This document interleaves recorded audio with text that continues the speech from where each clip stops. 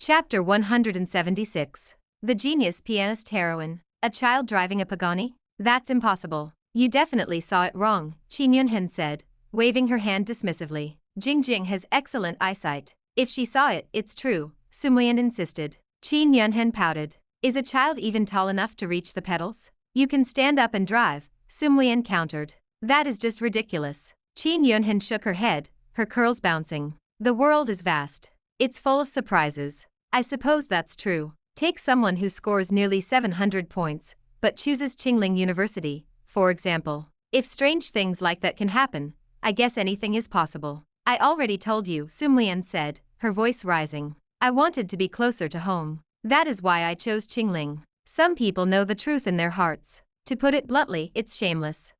Filling in Qingling University is shameless. How? I didn't name names. I just mentioned someone. Why are you so quick to jump into the role? The debate over the mystery driver had devolved once again into a petty squabble. Wang Haoran felt a dull buzzing in his head as their voices bounced around the interior of the Maserati. Fortunately, the drive to the university campus was short. The five of them arrived at their destination minutes later. Wang Haoran parked the car and stepped out, grateful for the open air. Hey, it's the son of the wind. Qin Yunhan pointed toward a sleek vehicle parked not far from them. Wang Haoran turned his gaze toward the spot. The Pagani sat motionless, an empty masterpiece of engineering. Since it was parked in the university lot, the driver was likely on campus for business. The group left the parking lot to begin their tour. Every time they passed a picturesque courtyard, or a piece of impressive architecture, the girls stopped to snap photos. Their progress was slow, agonizingly so. The campus was massive. At this rate,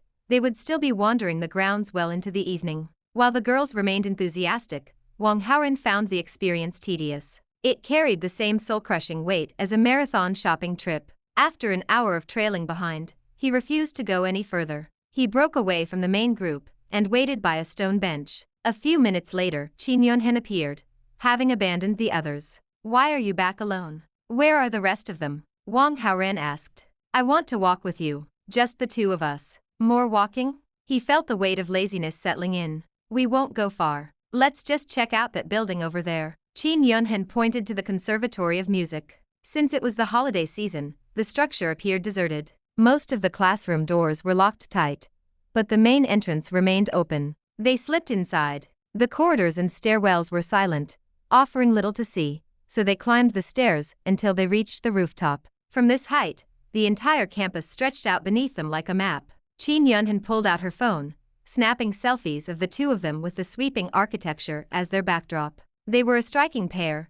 The photos looked professional even without the help of filters or editing. Okay, we've seen it. Let's head back, Wang Haoran suggested.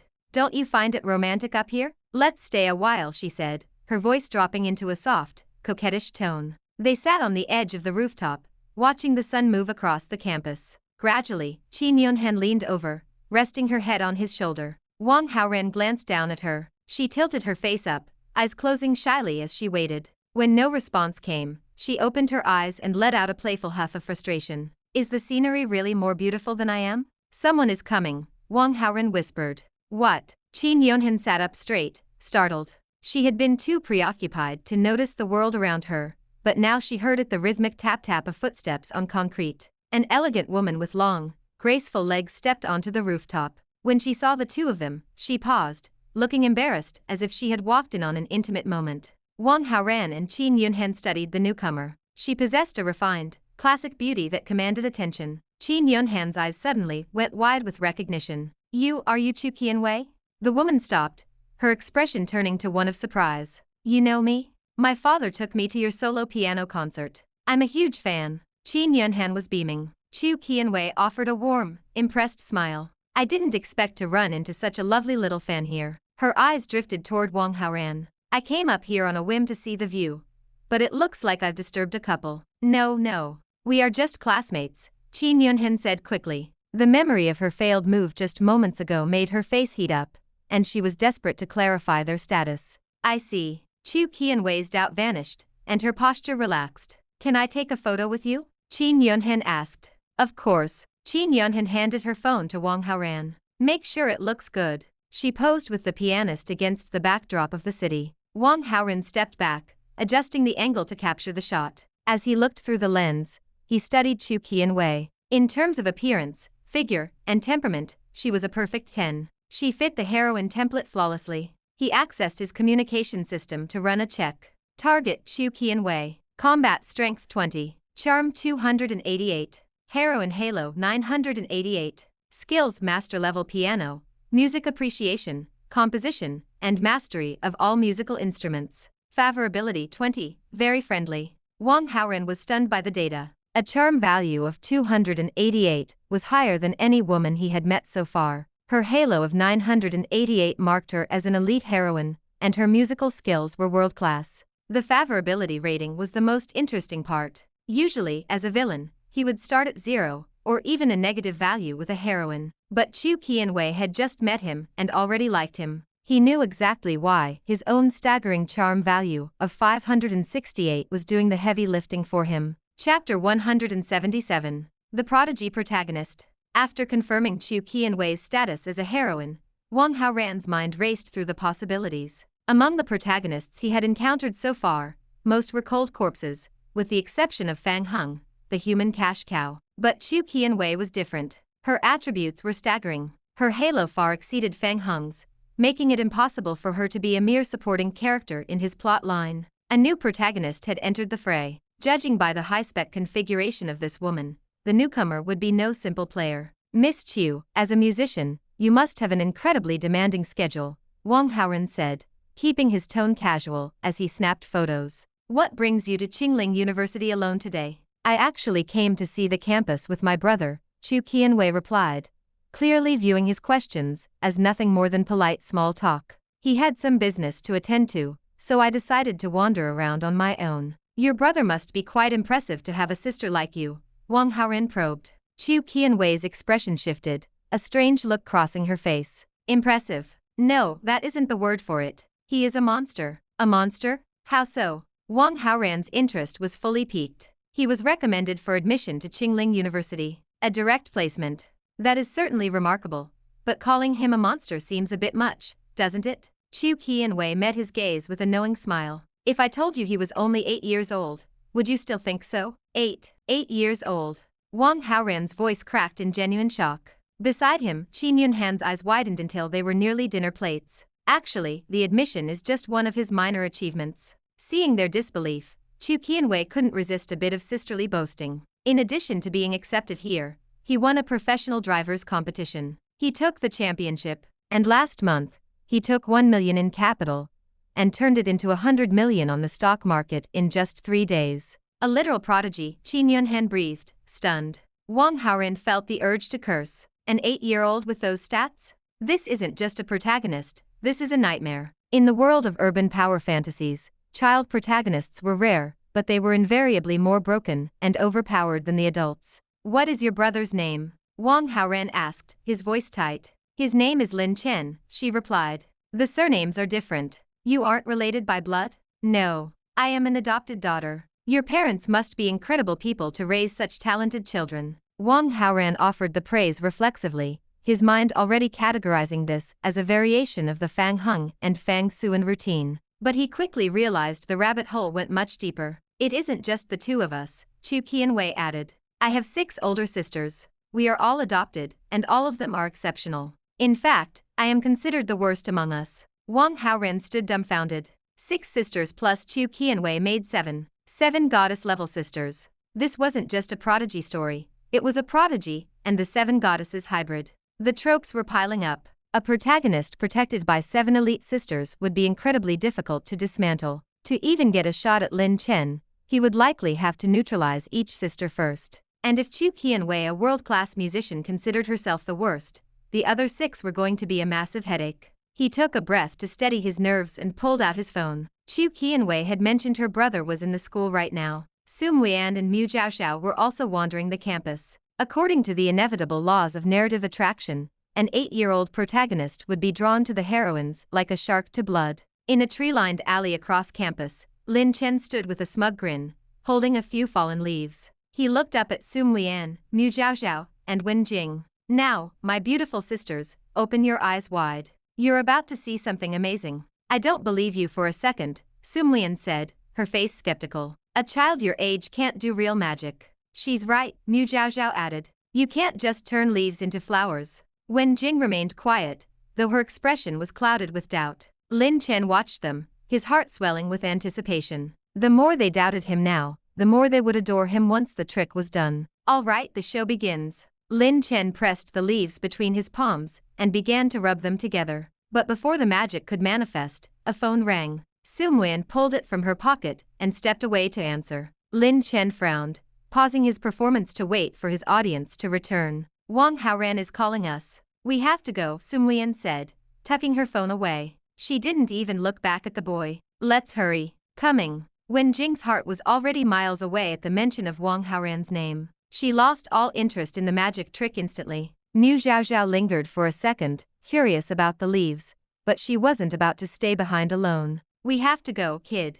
Bye. Sum Wen gave a quick wave, and the three of them hurried away. Hey, wait. My magic isn't finished yet. Lin Chen shouted, but they ignored him completely. Unwilling to let the heroines escape his orbit, he pumped his short legs and chased after them. Ding. Host has interrupted protagonist Lin Chen's routine with heroines Sum Wei and Mu Zhaozhao, gaining 600 villain points. Back on the roof of the music building, Wang Haoran felt a wave of relief as the system notification popped up. He had been right. The prodigy had already tried to move in on his territory. A few minutes later, the three girls arrived on the roof, but they weren't alone. A small boy trailed behind them. Wow, today just keeps getting better, Lin Chen chirped, his eyes locking onto Qin Yunhan. Another beautiful sister. Xiao Chen, what are you doing up here? Chu Qianwei asked, surprised. Wang Haoran narrowed his eyes. This was him, the 8-year-old monster. He immediately opened the system interface and spent 200 villain points to pull up the boy's data.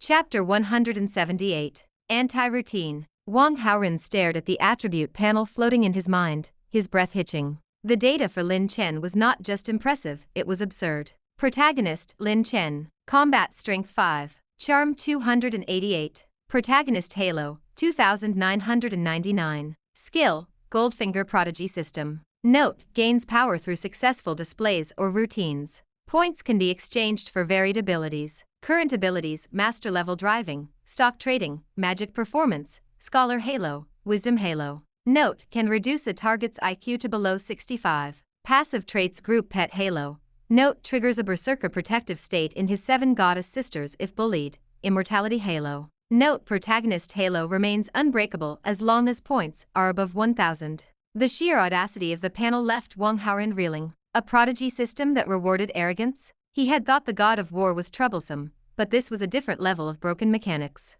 An immortality halo meant he couldn't simply be deleted from the narrative. With nearly 3000 points, how long would it take to wear him down? To even stand a chance, he would have to systematically dismantle the boy's relationship with all 7 sisters. The task felt monumental. Sister, you're here too. Lin Chen's high-pitched voice broke Wang Haoran's internal monologue. The boy looked up at Chu Qianwei, his eyes bright with fake innocence, before his gaze drifted toward Wang Haoran. His brow furrowed at the sight of another man in his sister's orbit. Ding. Protagonist Lin Chen's Wisdom Halo is activating. If successful, the host's IQ will be reduced to 65, mild mental retardation. System detects sufficient villain points. Spend 3000 points to purchase the resistance aura. The notification flashed in red. Wang Haoran's jaw tightened. If he didn't pay, he'd be reduced to a drooling idiot in front of 4 beautiful women. He didn't really have a choice. Ding. Host has spent 3000 villain points to purchase the resistance aura. You are now immune to all negative status effects that would reduce your attributes. Wang Haoran let out a slow, steady breath. The invisible pressure in his mind evaporated. Lin Chen, oblivious to the fact that his supernatural handicap had just been neutralized, turned back to Sum Weian, Mu Zhaozhao, and Wen Jing with a predatory smile. Beautiful sisters, my magic isn't finished yet. Can I continue now? What exactly is going on here? Wang Haoran asked, stepping forward. Mu Zhaozhao laughed, shaking her head. It's a bit silly, really. This kid claims he can do magic specifically, turning leaves into flowers. We didn't believe him, so he insisted on a bet. He said if he pulls it off, the 3 of us have to be his girlfriends. We tried to ignore him after you called, Sum Weian added, but he's persistent. He followed us all the way here. We just thought he was playing a prank. When Jing finished, Wang Haoran groaned inwardly. Another one? Every protagonist seemed to have the same script: trap a heroine in a lopsided bet and demand a relationship as a prize. The lack of originality was insulting. "I'm so sorry," Chu Qianwei said, her voice dripping with embarrassment. She reached for Lin Chen's shoulder to pull him away. "My brother is a bit much sometimes. Let's get him out of your hair." "Seventh sister, I'm not leaving. If I go now, I lose 3 girlfriends at once." Lin Chen dug his heels in. He looked at the trio of girls, his eyes narrowing. "You 3 gave your word. A bet is a bet." "Wait a second," Wang Haoran interjected, his voice cool and mocking. "You keep talking about what they lose. But what happens if you lose? Isn't it a bit shameful for a boy to only talk about winning?" Lin Chen glared at him. "I won't lose. Besides, I'm betting with them, not you." "Kid," Wen Jing said, stepping up to Wang Haoran's side, "his words are our words." "Agreed," Sum Lian chimed in. "That's right," Mu Zhaozhao added with a smirk. "If you can't handle a fair wager, we aren't interested." Lin Chen huffed, his small chest puffing out. "Fine. What do you want if I fail?" The girls hesitated, unsure what to demand from a 7-year-old. "I've got an idea," Wang Haoran suggested. "If you lose, your sister here has to be my girlfriend." "In your dreams," Lin Chen shouted. "Is it any more ridiculous than you demanding 3 girlfriends at once?" Wang Haoran countered. "It seems fair to me." Lin Chen was momentarily speechless. "Please, our brother is just joking around," Chu Qianwei said, trying to play peacemaker. "There's no need to take it this far." "I am not joking," Lin Chen insisted. He turned to Chu Qianwei, his face full of desperate conviction. "Seventh sister, you have to agree. Please. You don't actually think I'll lose, do you?" Chu Qianwei hesitated. Her brother was a genius, a child who had done the impossible time and time after again. "This, all right. I agree." She trusted his monstrous talents. He wouldn't lose. Lin Chen smirked and prepared his props. "Wait a moment," Wang Haoran said. He circled the boy, his hands patting Lin Chen's pockets and sleeves as if checking for hidden items. Lin Chen stood perfectly still, a silent laugh bubbling in his chest. His magic was top tier. He had specialized props hidden in places an amateur like Wang Haoran would never find. "Okay, proceed," Wang Haoran said, stepping back. "Watch closely. Here is a simple leaf." Lin Chen held it up for everyone to see. He folded it neatly, kneading it between his palms with rapid, practiced movements. Using a master-level sleight of hand, he moved to swap the leaf for the prepared flowers hidden in his sleeve. "Friends, open your eyes and witness a miracle," Lin Chen shouted with theatrical flair. He threw his hands open. Change. His palms were empty. The leaf was gone, but no flowers took its place. "Where are the flowers?" Mu Zhaozhao asked, leaning in. "That's it. That's the trick," Sum Lian asked, unimpressed. "I feel like my intelligence has been insulted," Wen Jing muttered. Lin Chen stared at his own hands, his mind racing. "How? Where are my props?" He was certain he had tucked the flowers into his sleeve. Could they have fallen out while he was running? That had to be it. Ding. Host has successfully stolen the magic props, preventing protagonist Lin Chen from completing his routine. Gaining 500 villain points. Lin Chen's protagonist Halo -25. Host's villain Halo +25. Wang Haoran watched the boy's confusion, a silent smile playing on his lips. "That was a fluke. Let me try again," Lin Chen cried out, abandoning his cool persona for the desperation of a child. "I can do it this time." Wang Haoran didn't bother to answer him. He turned his back on the boy and walked straight to Chu Qianwei. "Miss Chu, it seems we have a deal. I look forward to your advice as my girlfriend." Chu Qianwei's face froze. She looked from Wang Haoran's handsome, smiling face to her brother's empty hands. She had never imagined Lin Chen would actually fail. "Does Miss Chu intend to go back on her word?" Wang Haoran asked, his voice low and teasing. Chapter 179. Magic, taking objects from the air. "I am so sorry." Chu Qianwei bowed to Wang Haoran in a sincere apology. "I'm afraid it will be difficult for me to actually be your girlfriend. However, I can make up for it with money. Name your price. As long as it is within my means, I will agree." Wang Haoran remained calm. Her reaction was entirely expected. Chu Qianwei was an elite heroine with high standards. Expecting her to commit to a relationship based on a stray verbal agreement made by her younger brother was unrealistic. "I was only joking, Miss Chu. You don't need to take it so seriously." Wang Haoran flashed a sudden, disarming smile. He was mindful of the other women standing nearby. He had no intention of ruining the hard-earned impressions he had made on them just to chase a forced commitment from the pianist. His earlier teasing was a calculated move to gauge her reaction and build a bridge of goodwill. You are very graceful, she said. A wave of relief washed over her. She looked at him with newfound curiosity, reevaluating the young man standing before her. Ding. Heroine Chu Qianwei's favorability has increased by 10. Current total 30. Very friendly. Ding. The host has influenced the plot direction, gaining 300 villain points. Nearby, Lin Chen scowled.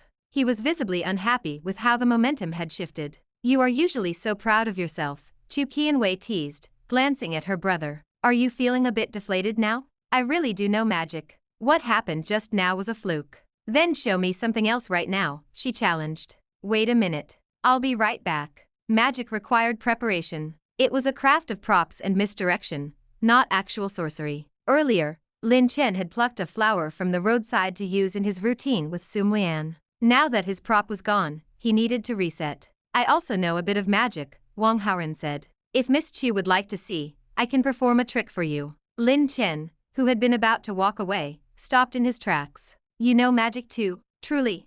Chu Qianwei asked. Qin Yunhan, Sun Lian, Mu Zhaozhao, and Wen Jing all turned toward him with surprised expressions. Of course, Wang Haoran nodded confidently. My trick is called her mind. If I look into a person's eyes for exactly 30 seconds, I can accurately guess exactly what is inside their wallet. He scanned the group.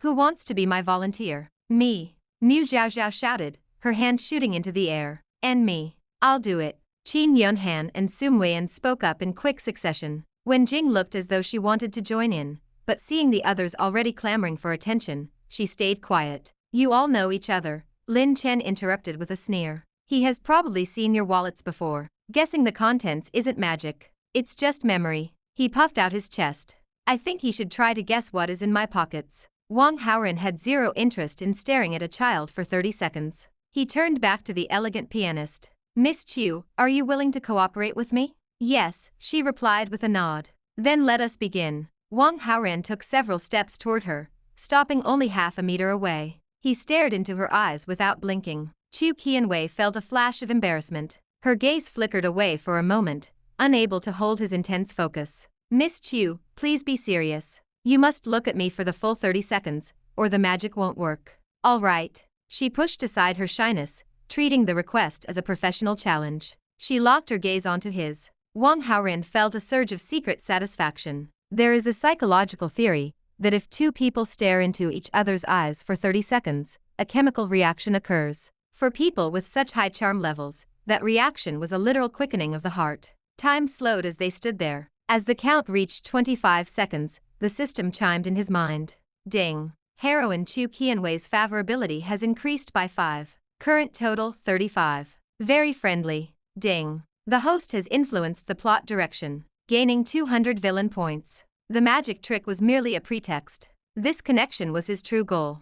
30 seconds. That's it. Time's up. Lin Chen barked, counting down the final moment. Chu Qianwei looked away instantly. A faint heat bloomed across her cheeks, though she managed to regain her composure after a few seconds. Tell us then, Lin Chen urged. What is inside my sister's wallet? The 5 women waited with bated breath. 1 ID card, Wang Haoran began slowly. 3 bank cards, a 1-inch ID photo of Miss Chu, and exactly 1,213 yuan. That breaks down to 1,000 yuan bills, for 50s, 2 5s, and 3 1 yuan notes. Chu Qianwei froze. She didn't even know the exact change in her own purse. She pulled out her wallet and began to count with trembling fingers. Sister, is he right? Lin Chen asked. Every single item, she whispered, her voice full of shock. He got everything. The girls looked at Wang Haoran as if he had actually channeled a spirit. He simply smiled. He didn't need magic. He had X-ray vision.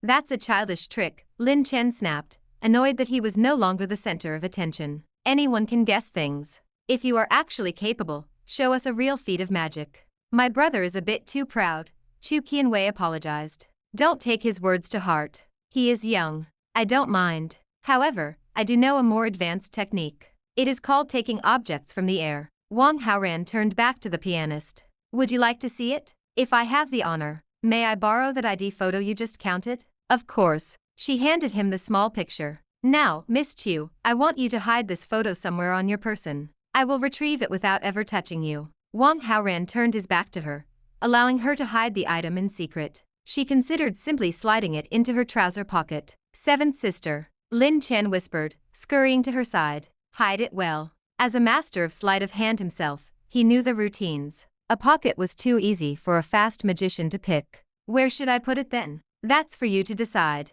Just make sure it's secure. Don't let anyone see where it goes. Lin Chen glanced suspiciously at the other girls, making sure no one was looking. Chu Qianwei nodded. A sudden flash of inspiration hit her. She stepped out of sight for a moment, then returned to the rooftop. The photo was gone. Ready, she said to Wang Haoran's back. He turned around slowly, his gaze sweeping over her. Almost immediately, a look of surprise and genuine amusement crossed his face. Chu Qianwei had certainly hidden the photo, and thanks to his vision, Wang Haoran knew exactly where it was. Chapter 180. Making friends. You can start, but you are not allowed to touch my seventh sister.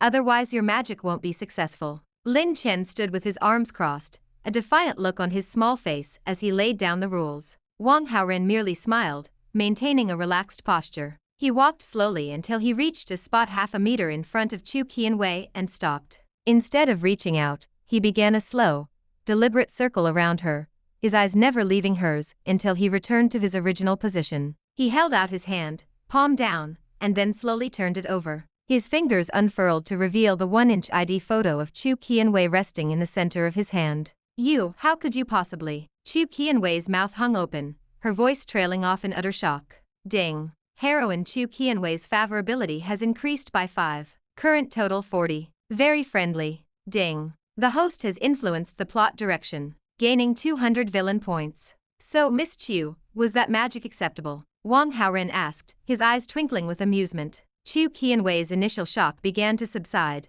replaced quickly by a deep, crimson flush that crept up her neck. She had hidden that photo with extreme care, tucking it away in a place no one should have been able to reach without her noticing. If Wang Haoran had taken it, did that mean his hands had been? Behind them, Qin Yunhan, Su Muian, Mu Zhaozhao, and Wen Jing erupted into enthusiastic applause, their faces bright with admiration. Damn it, how did he do it? Lin Chen's eyes practically bulged out of his head. He was a master of sleight of hand himself. He knew the routines, the misdirections, and the physics of the craft. But what Wang Haoran had just done bypassed every principle of magic he knew. Watching the boy's frantic internal struggle, Wang Haoran felt a surge of satisfaction. It wasn't magic at all, which was why Lin Chen would never find an explanation. No matter how hard the prodigy racked his brain, he would never understand the power of a villain who could see through cloth and move with supernatural precision. Wang Haoran turned his attention back to the pianist. They had only just met,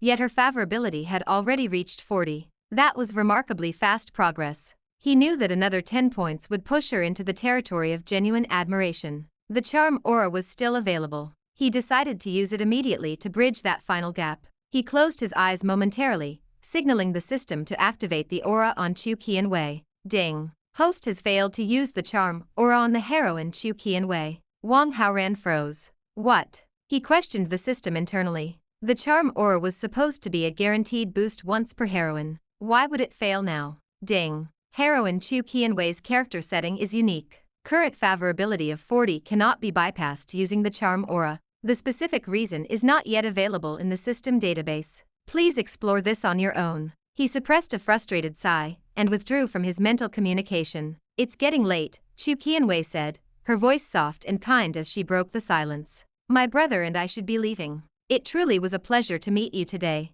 If it's possible, I would very much like to be friends. Of course, Wang Haoran nodded, his smile returning to its perfect, practiced form. May I borrow your phone for a moment? Yes, certainly. She handed the device over without hesitation. Wang Haoran worked quickly, syncing their contact information. As his fingers danced across the screen, he took the liberty of secretly implanting a monitoring virus into her operating system. There you go, he said, returning the phone. Goodbye for now. My solo concert is in 5 days. If you and your friends are interested, I can arrange for some tickets. We are very interested. Qin Yunhan blurted out before Wang Haoran could even speak. Chu Qianwei smiled at the girl's enthusiasm and nodded gracefully. She turned to leave, beckoning for Lin Chen to follow. Inside the sleek Pagani, Lin Chen gripped the steering wheel, his small brow furrowed in concentration as he navigated the campus exits. Seventh sister, where did you actually hide that photo? Curiosity finally got the better of him. You little guy, concentrate on your driving, Chu Qianwei replied, staring out the window to avoid his gaze. My technique is perfect, you know that. Just tell me. Don't ask so many questions. She snapped, her face heating up again at the memory. Lin Chen sensed the finality in her tone and dropped the subject, but he immediately pivoted to a more sensitive topic. Why did you give him your number? You don't actually like him just because of a few magic tricks, do you? What are you thinking? Chu Qianwei reached over and tapped his head lightly. I have very strict standards for a partner. Have you forgotten? She admitted to herself that Wang Haoran was exceptionally handsome, and his magic was breathtaking, but that wasn't enough to capture her heart. Right, Lin Chen said, his voice relaxing. You'll only choose someone whose musical attainments match your own. I forgot. He felt a wave of relief. Given Chu Qianwei's world-class status, the odds of her finding a man who met those criteria were almost zero. His worries were groundless.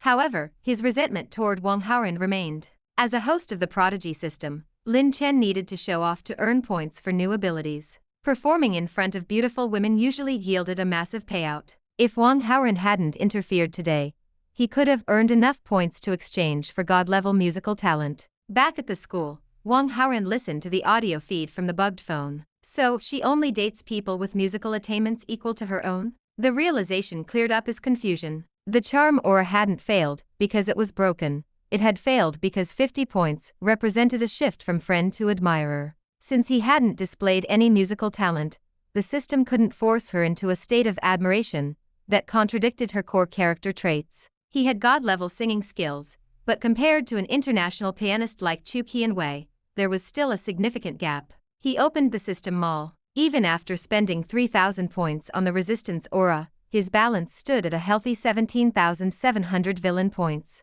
He began to scroll through the vast array of available powers, filtering his search for anything related to music. Chapter 181. The God of Piano. Wang Haoran spent the next hour carefully filtering through the system mall, until two specific skills caught his eye: supreme-level piano performance and supreme-level music creation. Together, they cost a staggering 7,000 villain points. It was a steep price to pay, but the math was simple. To suppress Lin Chen, the young prodigy protagonist, he had to conquer the heart of the talented pianist Chu Qianwei. In the world of high-stakes narrative manipulation, these points were an investment, not an expense. Wang Haoran gritted his teeth and finalized the transaction. Instantly, a flood of musical theory, muscle memory, and creative instinct surged into his mind. Chu Qianwei's abilities were at the master level, but these supreme skills placed Wang Haoran an entire tier above her. If he performed in front of her now, the shock alone would be worth the price. With her solo concert only 5 days away,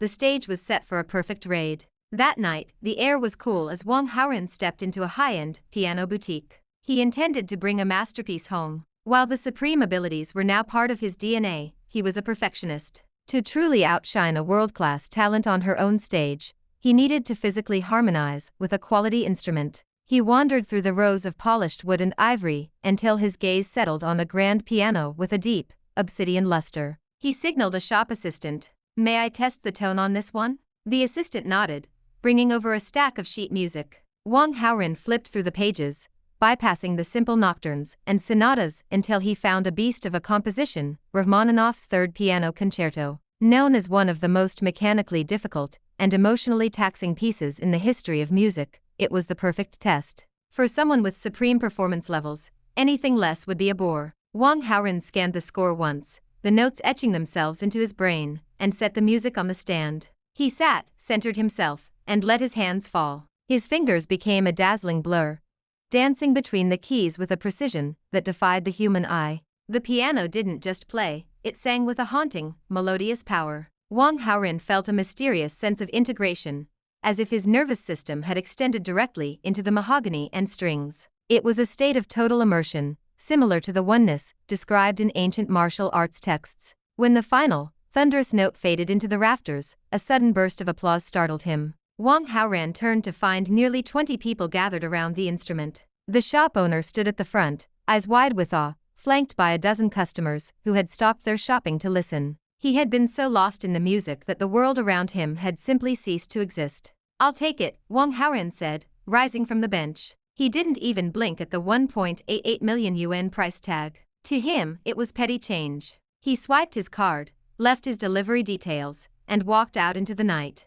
He was unaware, however, that a young girl in the crowd had recorded the entire performance on her phone. She had posted it to a short video app on a whim, carefully blurring his face to avoid any legal trouble. The lack of a face didn't matter. Within hours, the video exploded. By morning, Piano Man was the top trending topic on social media, racking up millions of likes from a stunned public. The next morning, the sun climbed high into the sky, while Wang Haoran remained fast asleep. It was the holiday break, and after a very busy night with Tang Bingyun, he saw no reason to rush. Tang Bingyun, however, was already awake and grumbling. She searched the floor of the living room, the kitchen, and eventually the balcony for her scattered clothes, complaining that his lack of restraint was going to make her late for her board meeting. Meanwhile, in a quiet villa nestled on a hilltop, Chu Qianwei sat in her private conservatory. The room was flooded with morning light, but her mood was dark. She was a master, both gifted and disciplined, but a specific passage in her concert repertoire was giving her trouble. She had played the same sequence dozens of times,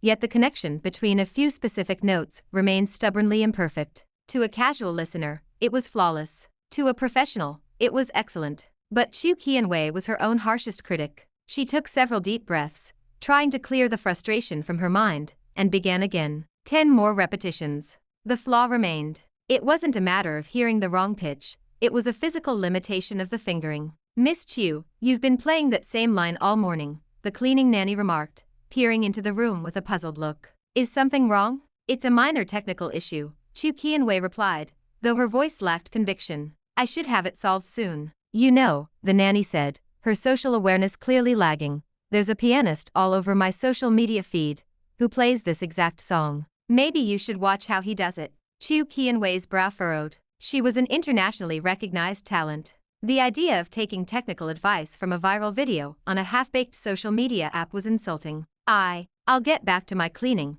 the nanny stammered, finally catching the icy look on the pianist's face. She scurried away. Left alone, Chu Qianwei felt a nagging sense of agitation. She picked up her phone, scrolling through her feed to distract herself. To her surprise, 5 of her most musically sophisticated friends had reposted the same video. The nanny's opinion meant nothing, but these friends were critics and performers with high standards. Why were they sharing a video titled "The God of Piano"? Curiosity finally won. She tapped the link. The video showed a side profile of a man, his face obscured by a thick digital mosaic. He was seated at a brand new grand piano, beginning the third piano concerto. Chu Qianwei leaned in, her professional skepticism ready. But before the first 10 notes were finished, her breath hitched. An expert knows an expert instantly. She sat in stunned silence as the performance unfolded. By the time the video ended, her mouth had dropped open. The piano god wasn't just good. He was performing at a level she hadn't thought possible.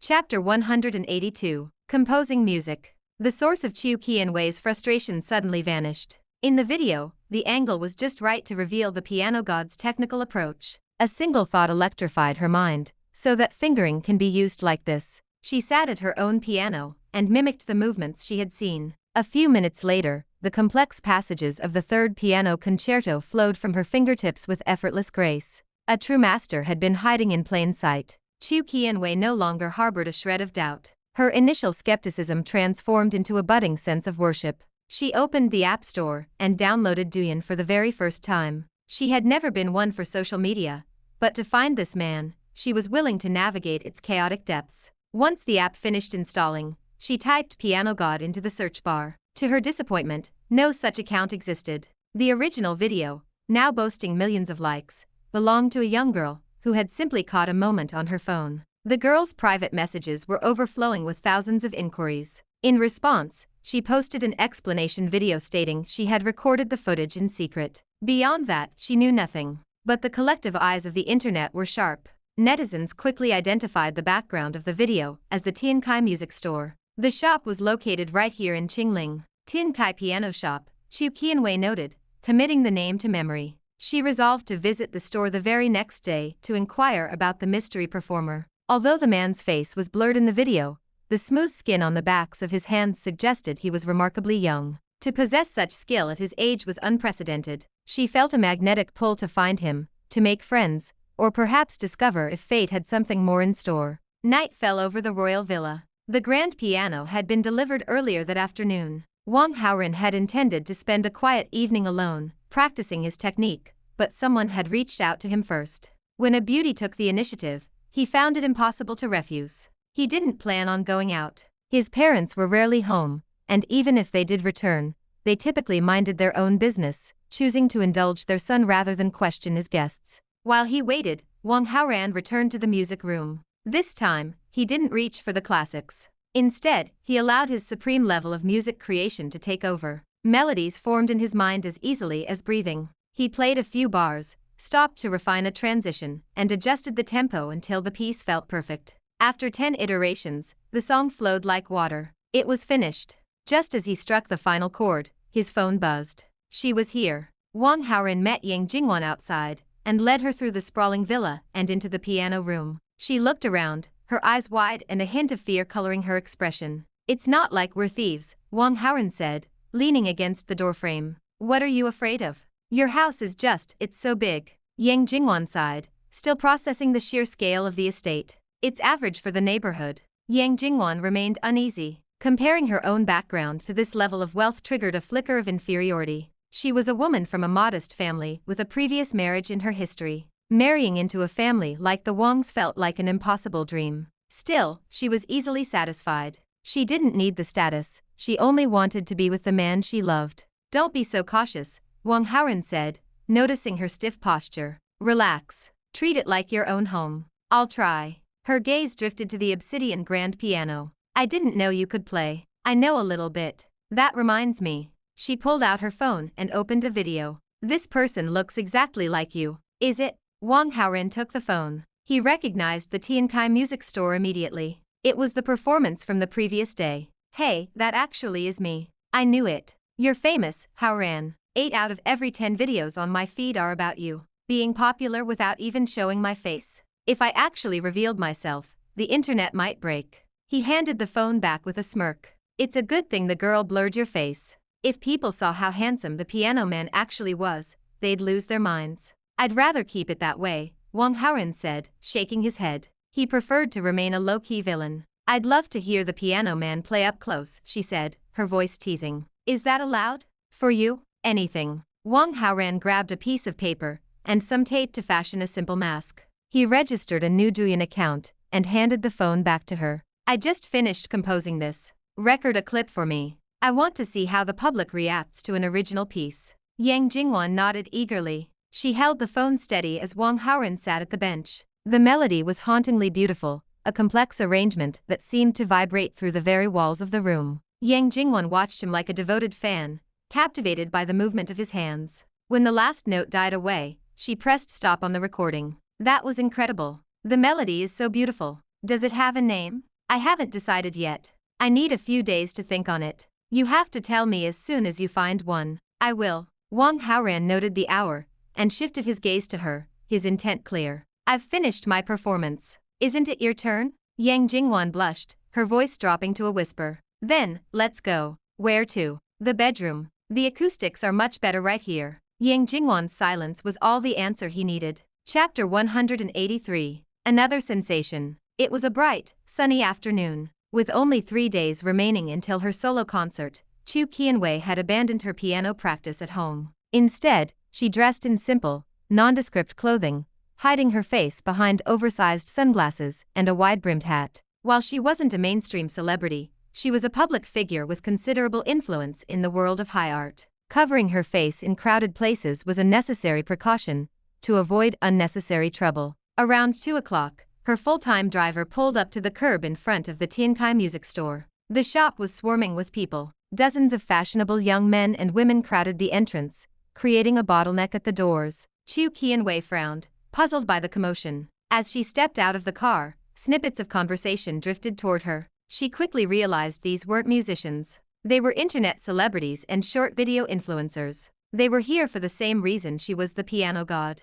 The mystery performer had become a viral sensation. In the current digital climate, any content that even tangentially touched his popularity was guaranteed to trend. Tiankai Music Store had transformed overnight into a holy site for influencers looking to check in and capture a fragment of his fame. The owner of the piano shop appeared to be in high spirits. With the short video industry booming, these influencers were providing free, high-reach advertising for her business. As long as they didn't obstruct actual customers or damage the instruments, the owner welcomed the chaos. The inventory here was elite. The cheapest units started at tens of thousands of dollars, while the flagship models climbed toward the $2 million mark. Chu Qianwei navigated through the sea of ring lights and smartphones, eventually cornering the shop owner for a private conversation. The owner, a middle-aged woman with a genuine passion for music, nearly jumped with joy when she recognized the famous pianist behind the sunglasses. Chu Qianwei decided to move quickly, while the woman was starstruck.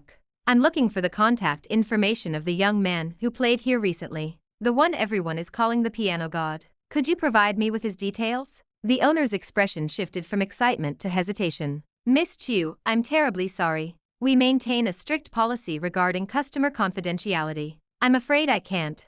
"I don't have any ill intentions," Chu Qianwei explained, her voice soft and persuasive. "I simply want to reach out to him to discuss music. It's a professional inquiry." "I believe you, of course," the owner replied, her tone firm despite her obvious admiration for Chu Qianwei. "But our policy is absolute. I really cannot disclose his information." Under normal circumstances, the woman might have made an exception for her idol, but the piano man was no ordinary customer. He had walked in and purchased a 1.88 million yuan piano, without so much as a blink, treating the massive transaction like a routine grocery run. A client with that kind of wealth was not someone to be trifled with. If he felt his privacy had been violated, a single phone call to a lawyer could result in the music shop being sued out of existence. The owner wasn't willing to bet her livelihood on a gesture of fandom. "Is there really no room for accommodation?" Chu Qianwei pressed, reluctant to let the trail go cold. "Miss Chu, please don't embarrass me," the owner said, her face etched with genuine distress.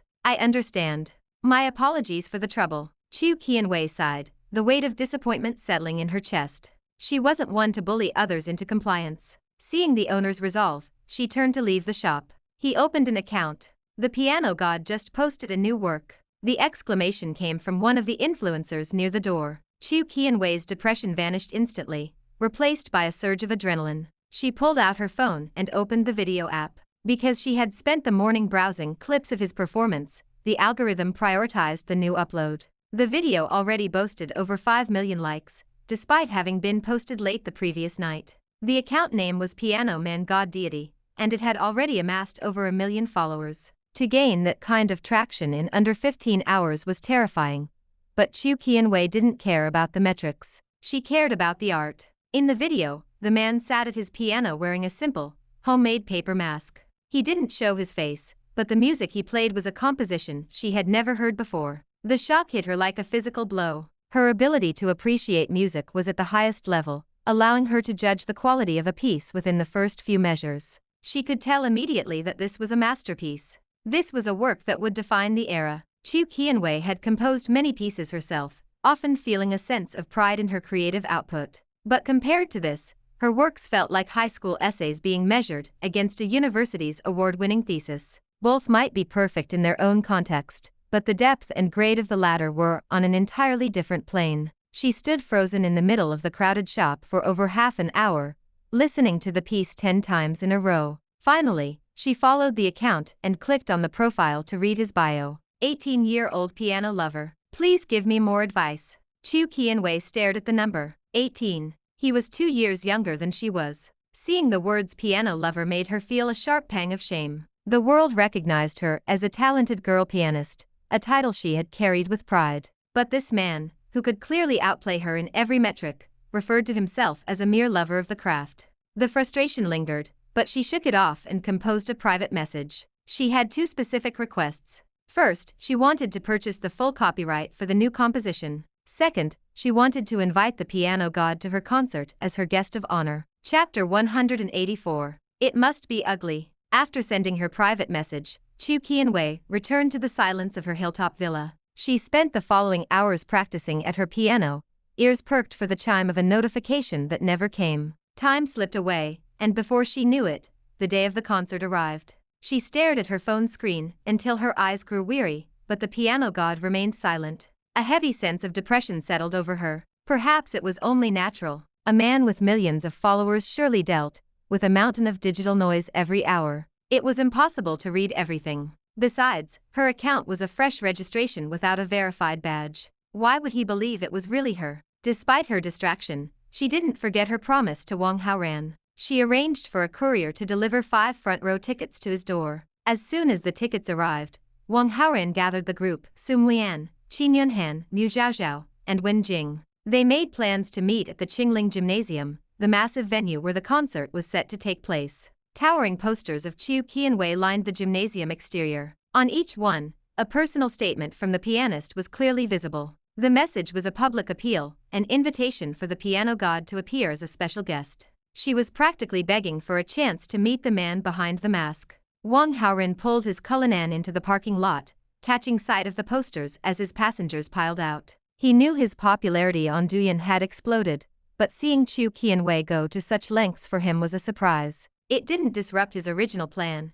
It only made the upcoming reveal more effective. With 30 minutes to go before the lights dimmed, crowds began to filter through the gates. The audience was a mix of parents bringing children for musical edification, elegant connoisseurs with high literacy, and the inevitable beauty fans who followed Chu Qianwei for her looks. Compared to the chaotic energy of a pop idol's show, this crowd was peaceful and hushed. Yet, among the refined patrons, a strange trend had emerged. Why are all those people wearing paper masks? Mu Zhaozhao asked, her voice muffled as she nibbled on a handful of popcorn. Silly girl, have you been living under a rock lately? Qin Yunhan nudged her best friend. I've been busy, practicing calligraphy, eating, watching dramas, and sleeping. Mu Zhaozhao shrugged, perfectly content with her homebody life. You're so old-fashioned. Don't you ever watch short videos? If you spent 5 minutes on Douyin, you'd understand. What, are paper masks the new fashion trend? Sun Lian interjected, it's not a fashion trend, Zhao.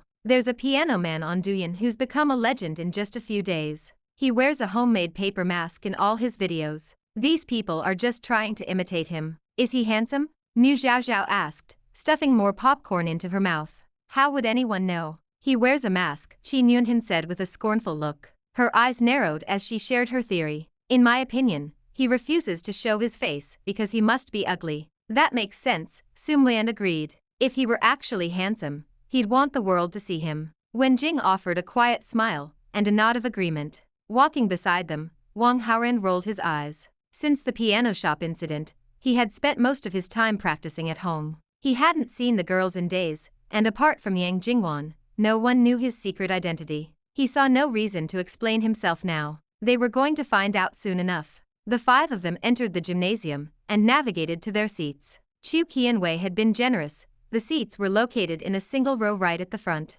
Wang Haoran took seat number 8, the center of their block. Predictably, the 2 jealous kings, Sun Lian and Qin Yunhan, didn't even stop to argue. They moved in from either side like magnets, flanking Wang Haoran instantly. Mu Zhaozhao, who currently viewed Wang Haoran with simple friendliness, rather than romantic admiration, took a seat further down. Wen Jing, ever the calm soul, sat quietly on the other side of the group to avoid causing a scene. What a coincidence, seeing you all here for my sister's concert. Lin Chen appeared out of the crowd, looking far too pleased with himself. Wang Haoran didn't even flinch. Between the 4 girls in his group and Chu Qianwei, there were 5 heroines in the building. It was inevitable that a protagonist would come sniffing around. Oh, it's the little boy from before, Sun Lian said politely. Mu Zhaozhao gave a small wave, but neither girl seemed interested in a conversation. Qin Yunhan and Wen Jing ignored him entirely. Lin Chen's enthusiasm didn't waver. Beautiful sisters, that magic trick last time was just an accident.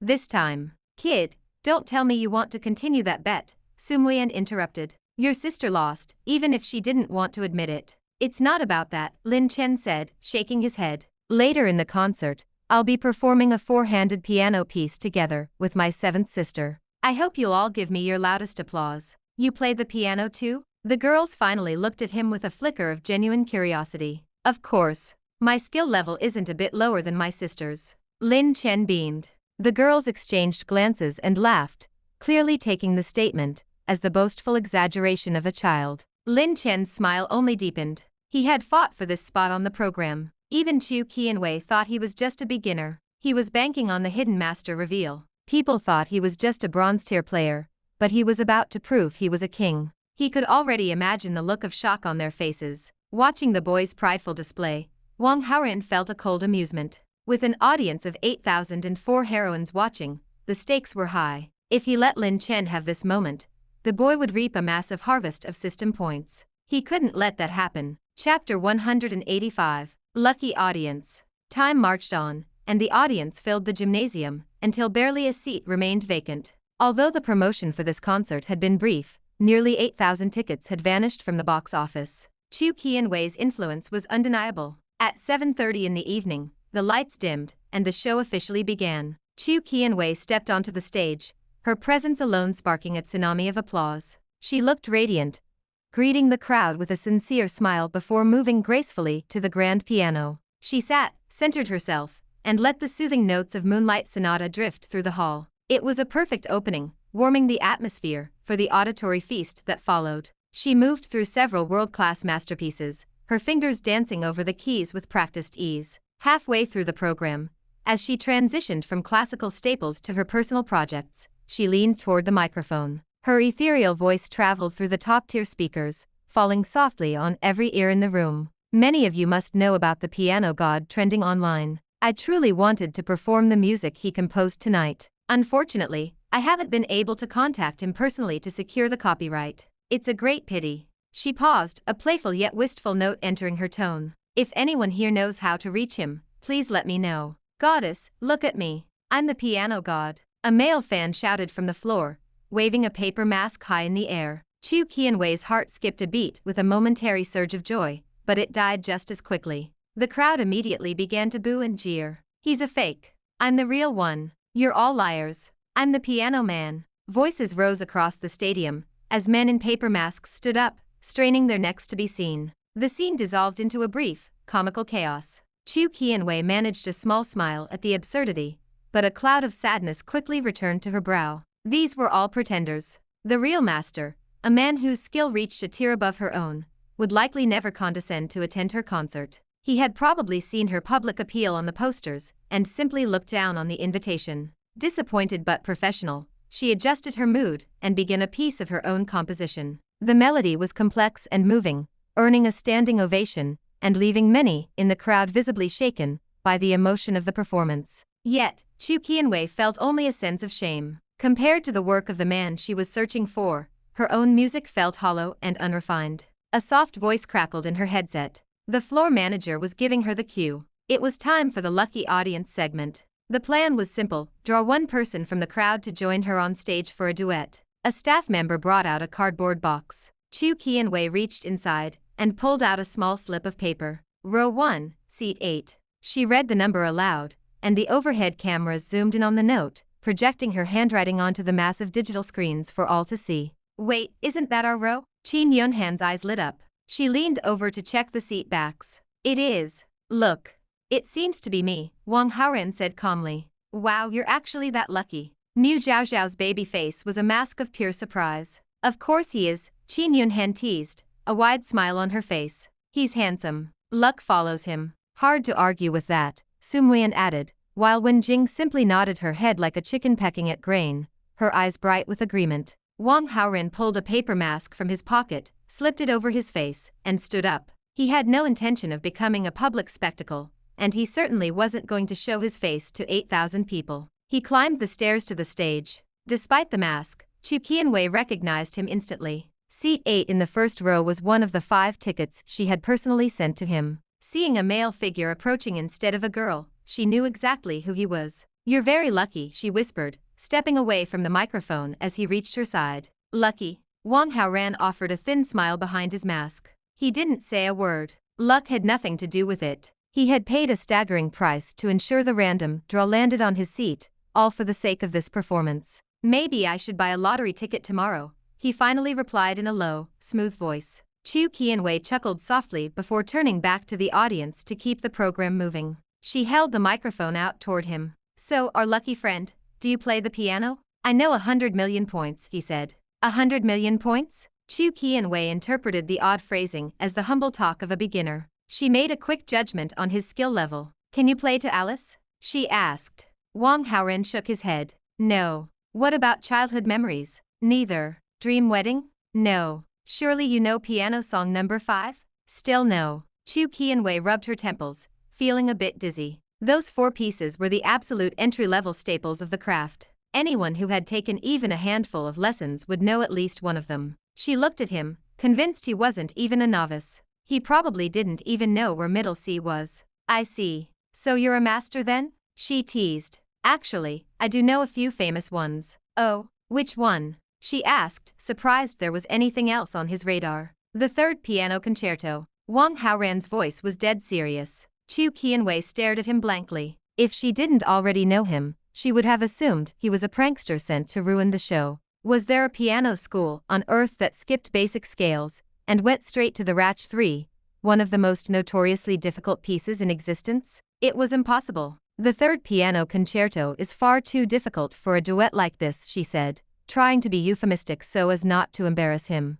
Is there anything else you can do? Wang Haoran thought for a moment. How about Flight of the Bumblebee? Chu Qianwei sighed inwardly. Flight of the Bumblebee was a grade 9 exam piece, incredibly fast and technically demanding. It was still a leap, but compared to the concerto, it was at least manageable. Chapter 186. It's him. Then, Flight of the Bumblebee. Chu Qianwei decided. She didn't want to waste any more time. In her mind, this segment was merely a bit of fan service, a way to keep the audience engaged through interaction. It didn't truly matter if the lucky guest played poorly. A few sloppy notes wouldn't ruin her performance. The agreement reached, Wang Haoran and Chu Qianwei sat side by side on the long piano bench. They split the keyboard, each taking responsibility for their half of the ivory keys. Chu Qianwei struck the first few bars, setting the blistering pace. After a brief introductory passage, she glanced at Wang Haoran, signaling for him to join. He moved his hands toward the keys. Chu Qianwei instinctively braced herself,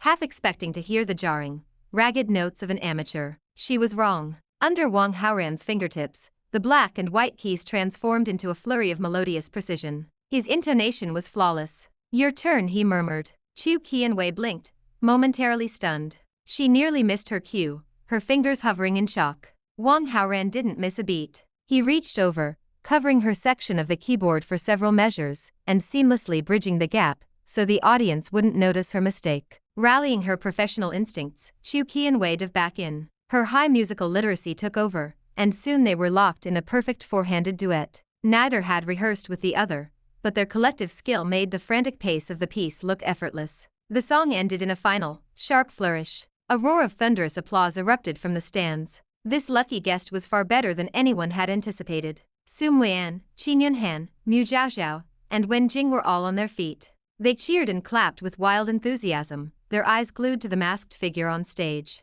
Ding. The female protagonist Su Muian's favorability toward the host has increased by 5. Current total 75. Deep love. Ding. The female protagonist Mu Zhaozhao's favorability toward the host has increased by 5. Current total 45. Very friendly. Ding. The hostess Qin Yunhan's favorability rating for the host has increased by 2. Current total 97. Until death. Ding. The host has influenced the direction of the plot. Reward 500 villain points. It seems our lucky audience member is a hidden level 10 master, Chu Qianwei joked into her microphone, her eyes sparkling with newfound respect. Wang Haoran offered a modest smile behind his mask. To him, the bumblebee was just a warm-up. In a four-handed arrangement, he couldn't even begin to showcase his true capabilities. That was amazing. One more song. Keep playing. The crowd's chant grew into a rhythmic demand. Qin Yunhan and Wen Jing were leading the charge, their voices carrying over the din. Then let's try the third piano concerto, Chu Qianwei announced. The success of their duet had given her a new sense of confidence in his ability. She wanted to test the limits of this mystery guest with something truly difficult. She started the first movement, her hands dancing over the keys with elegance. As Wang Haoran waited for his entrance, he casually slid one hand into his pocket. He raised the other slightly, poised above the keys. He intended to play the most difficult concerto in the world with only one hand. Chu Qianwei caught the movement out of the corner of her eye. He's getting arrogant, she thought. The Ratch 3 was a technical nightmare. Even she wouldn't dream of attempting it one-handed. She gave a small, pointed cough, a subtle hint for him to take the performance seriously. Wang Haoran didn't budge. His left hand remained buried in his pocket. The introduction ended, and the music flowed into his territory. He met the notes with his right hand, connecting the melody with terrifying precision. He's actually doing it, she realized, her heart racing. But the true test was coming. They approached the bridge that had always frustrated her, a sequence where the notes felt disjointed and unnatural. It was the same passage she had only solved after watching the Piano God's viral video. The fingering required for this part was beyond human, something even a level 10 pianist would struggle to comprehend. I don't believe you can do this one-handed, she thought, a competitive streak flaring up inside her. Wang Haoran shifted his weight. His fingers blurred, his technique identical to the magical fingering she had obsessed over in the video. The notes connected perfectly, forming a movement of haunting beauty. Chu Qianwei's jaw nearly dropped. Her hands froze. She was so overwhelmed by the sight that she forgot her own part entirely. A musical train wreck was a split second away. Just before the silence could ruin the piece, Wang Haoran's left hand whipped out of his pocket. He caught her missing notes, his fingers moving so fast they became a phantom blur. The concerto entered its final, frenetic chapter. The tempo was so high that if Chu Qianwei tried to intervene, she would only create a flaw in his perfect performance. Recognizing his superior flow, she pulled her hands back and let him take the stage alone. Free from the keys, she found herself staring at his hands. His fingers were slender, his knuckles even and strong. They were the hands of a man born for the piano. Wait, she thought. I've seen these hands before. She flashed back to the viral video she had studied for hours. Every detail of the piano god's hands was etched into her memory. They were identical to the ones performing in front of her now. She looked up at his masked figure. The posture, the homemade paper mask, the sheer aura of mastery, it all matched. There was no room for coincidence. It's him. The realization hit her like a physical weight. The piano god she had been desperately searching for wasn't some distant legend. He was the man sitting right next to her. Ding. The female protagonist Chu Qianwei's favorability toward the host has increased by 10. Current total 50. Love from the heart. Ding. The host has influenced the plot direction. Reward 1000 villain points. Lin Chen's protagonist Halo -50. Host villain Halo +50. Chapter 187. Shocking the audience. As the final note of Piano Concerto No. 3 vanished into the rafters, a system notification chimed in Wang Haoran's mind. The prompt startled him. He had seen heroines jump from 40 to 50 favorability before, but the rewards from Chu Qianwei were far more substantial than any he had received in the past. A massive 1,000 villain points and 50 Halo points flooded his account. Perhaps it was because of her high status as a world-renowned pianist, or simply the weight of her protagonist aura. Whatever the cause, the harvest was bountiful. A tidal wave of applause crashed against the stage. Chu Qianwei stared blankly at the eyes visible behind the rough edges of the paper mask. Tenderness, deep and unprecedented, pooled in her gaze. Yet, beneath that warmth, a flicker of playful resentment remained. It turns out the piano god is you, she whispered, leaning away from the microphone so only he could hear. You made me look so hard for you. I only just arrived, Wang Haoran replied in a low rumble. I didn't even know you were searching until I saw the posters outside. The small grudge in her heart evaporated instantly at his explanation. He hadn't been ignoring her, he simply hadn't known. The piano god. That lucky guest is the piano god. The cry erupted from the front rows. A few audience members with high musical literacy had bridged the gap between suspicion and certainty. The sheer technical mastery of that solo performance left no room for doubt. Who else but the legendary piano god could perform such a feat? The revelation surged through the gymnasium like an electric current. The crowd collectively decided this was a brilliant surprise show orchestrated by the concert team. After all, what were the odds of a random draw landing on the most famous mystery man on the internet? As his identity broke wide open, the atmosphere hit a fever pitch. Chu Qianwei seized the moment, turning to the microphone with a bright, triumphant smile. Are you all satisfied with the special guest I invited? Yes. The roar of 8,000 voices nearly shook the lights. Chu Qianwei glanced at Wang Haoran, a sly glint in her eyes. Everyone is so enthusiastic. If our piano man doesn't give us one more performance, I don't think they'll ever let him leave the stage. She was driving him into a corner, forcing him to play. To refuse now would be to ruin the show she had worked so hard to build. Fortunately, this was exactly where Wang Haoran wanted to be. A new piece of music for everyone, he said, his voice carrying clearly through the gymnasium. I hope you like it. He didn't waste a second. The stage was set, the audience was primed, and the spotlight was his. Beside him, Chu Qianwei's eyes filled with anticipation. The stadium fell into a profound, expectant silence. The prelude began. A satisfied smile touched Chu Qianwei's lips. It was the exact piece from the video, the one she had been desperate to buy. Hearing it through a phone recording was one thing, but sitting 3 feet away from the grand piano was a transformative experience. She closed her eyes, letting the melody pull her under. The rhythm was progressive, each note a calculated strike at the listener's heartstrings. The tune evoked a vivid, immersive state of mind. It was the pinnacle of composition. The prelude shimmered with longing and sweet anticipation. Then, the music shifted. It descended into panic, loss, and a crushing sense of sadness. By the middle movements, the sound felt frantic, bordering on a total mental collapse. Finally, the storm broke. The tune softened, returning to a state of calm, hollow peace. When the last vibration of the strings died out, the silence held for a long, heavy minute. The audience was too stunned to move, let alone applaud. "What is the name of this piece?" Chu Qianwei finally asked, her eyes searching his. "Sorrow, sorrow, it fits perfectly." She nodded slowly, savoring the weight of the word. To her, the music told a story, the ache of a first meeting, the sweetness of a new love, and the agonizing betrayal of a beloved that pushed a soul to the brink of madness before finally finding a cold, quiet acceptance. She looked at Wang Haoran, her heart aching with distress. He was so brilliant, so talented. What kind of ruthless, heartless woman could have hurt him deeply enough to inspire such a masterpiece? Ding. The female protagonist Chu Qianwei's favorability toward the host has increased by 10. Current total 60. Love from the heart.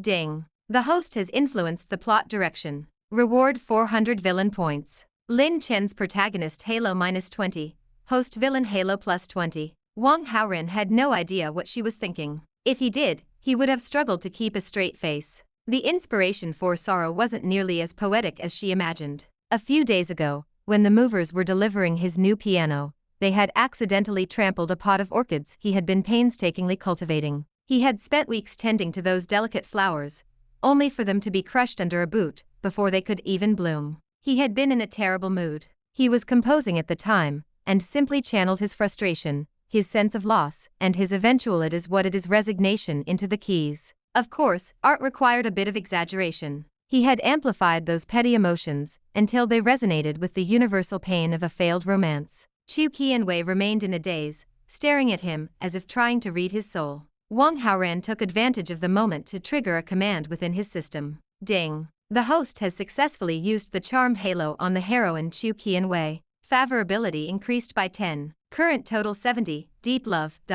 Previously, the charm halo had been locked. It didn't meet her specific internal criteria for a partner. But now that he had proven his peerless musical talent, the barrier was gone. He wasn't about to let the ability sit idle. As the saying goes, it's best to use the cooldown as soon as it's ready. One relevant follow-up question, given that Lin Chen is still waiting in the wings for his four-handed performance, how do you think he will react to being upstaged by a lucky guest who has already stolen the show? Chapter 188. Glory Art Festival. Snap. Chu Qianwei broke away from the lingering echo of the music and took the lead, her palms striking together in a sharp, rhythmic crack. That single sound was like a drop of water hitting a boiling oil pan. In an instant, the stadium erupted. The applause came as a mountain-shaking tsunami, a raging tide of sound warmer and more frantic than anything the venue had heard all night. Ding. The female protagonist Sumwian's favorability has increased by 5. Current total 80. Deep love.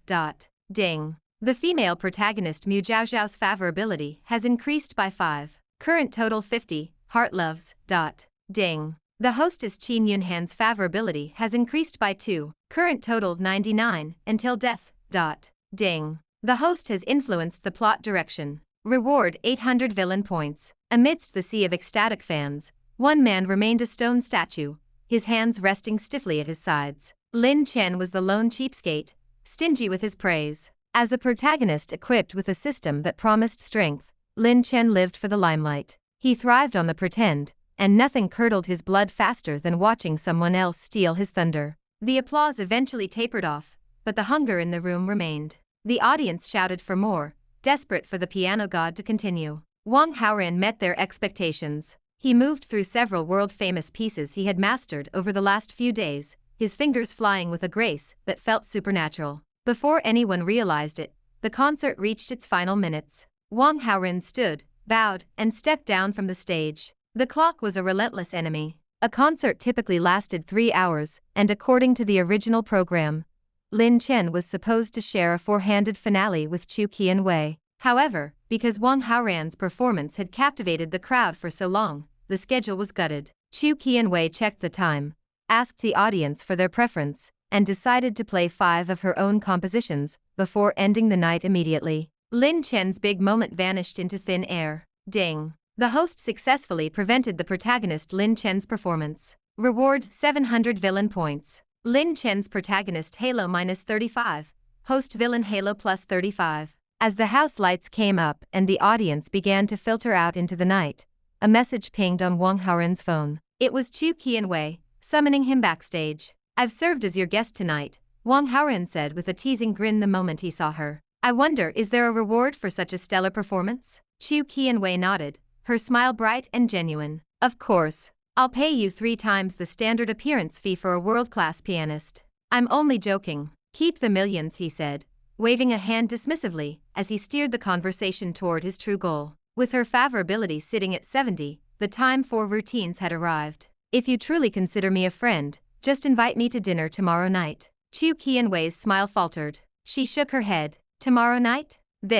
I'm afraid I can't." Wang Haoran felt a flicker of surprise. 70 favorability and she won't even grab a bite. Is this goddess really that aloof? "I'm leaving the country tomorrow morning to participate in the Glory Art Festival," she explained, her voice thick with apology. "I simply won't be in the city." "So that's it." He nodded. An international star's schedule was a demanding master. One concert ends, and a global festival begins. "This festival must be very important to you." Lin Chen stepped forward, his patience clearly exhausted. "To be precise, it's the Global Glory Art Festival. In all of Yan Kingdom, only my 7th sister has been nominated. If her work wins first place, she'll receive the highest honor in the world, a prize no one in our country has ever touched. It would make her the undisputed #1 in the domestic industry. This has been her dream since she first sat at a bench." Lin Chen shot a sideways, defensive look at Wang Haoran. "So, if you're planning to persuade her to skip it for a steak dinner, forget it. It's impossible." "I'll be back in about a week," Chu Qianwei said, ignoring Lin Chen, and looking directly at Wang Haoran. "I promise I'll treat you to dinner the moment I return." "7th sister, ignore him," Lin Chen urged, tugging at her sleeve. "We have an early flight to catch. Let's go back and pack." Lin Chen was practically vibrating with the need to leave. Wang Haoran was a shadow over his life, first at the university, and now here. He needed to get Chu Qianwei away from this man. Abroad, he would use his own musical abilities to help her win the grand prize. In the glow of her victory, he would finally ask her to be his wife. "Miss Chu, which country is hosting the festival?" Wang Haoran asked. A week was a dangerous amount of time to leave a protagonist alone with a heroine. If he let them fly off together, by the time she returned, she might belong to Lin Chen. He couldn't allow that. "The home of Chopin," she replied. "Really? That's incredible." Wang Haoran's eyes widened in mock surprise. "I've actually been planning a holiday to Chopin's birthplace to absorb the musical atmosphere."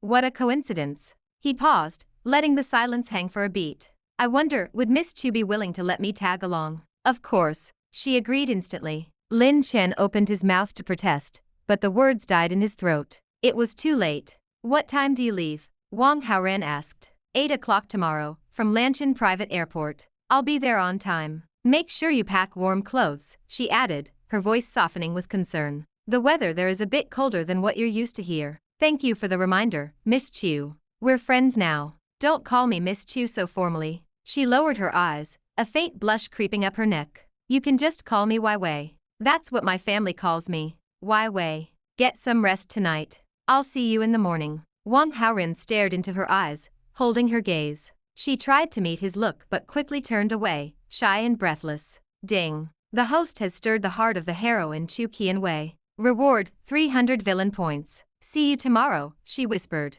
Wang Haoran left the backstage area and reunited with the girls. They piled into the Cullinan, the atmosphere thick with the lingering excitement of the concert. He dropped Sun Weian and Wen Jing at their homes first before turning the car toward the Qin estate. "Sister Yunhan, I don't want to go home tonight," Mu Zhaozhao said suddenly, clinging to Qin Yunhan's arm. "I'm going to sleep at your place." "I don't want to sleep with you," Qin Yunhan groaned, her face twisting with disgust. She had been picturing a quiet, candlelit night with Wang Haoran, and the last thing she wanted was her best friend turning her bedroom into a slumber party. Go back to your own house. Chapter 189. A clever little devil. "Sister Yunhan, you don't love me anymore. You actually despise me." Woe is me, Liu Zhaozhao wailed, her voice rising in a mock tragic sob. Okay, I surrender. I'm afraid of your tears, Qin Yunhan groaned, reluctantly giving in to the display. Sister Yunhan, you're the best. Zhao Zhao's tears vanished instantly. She grinned,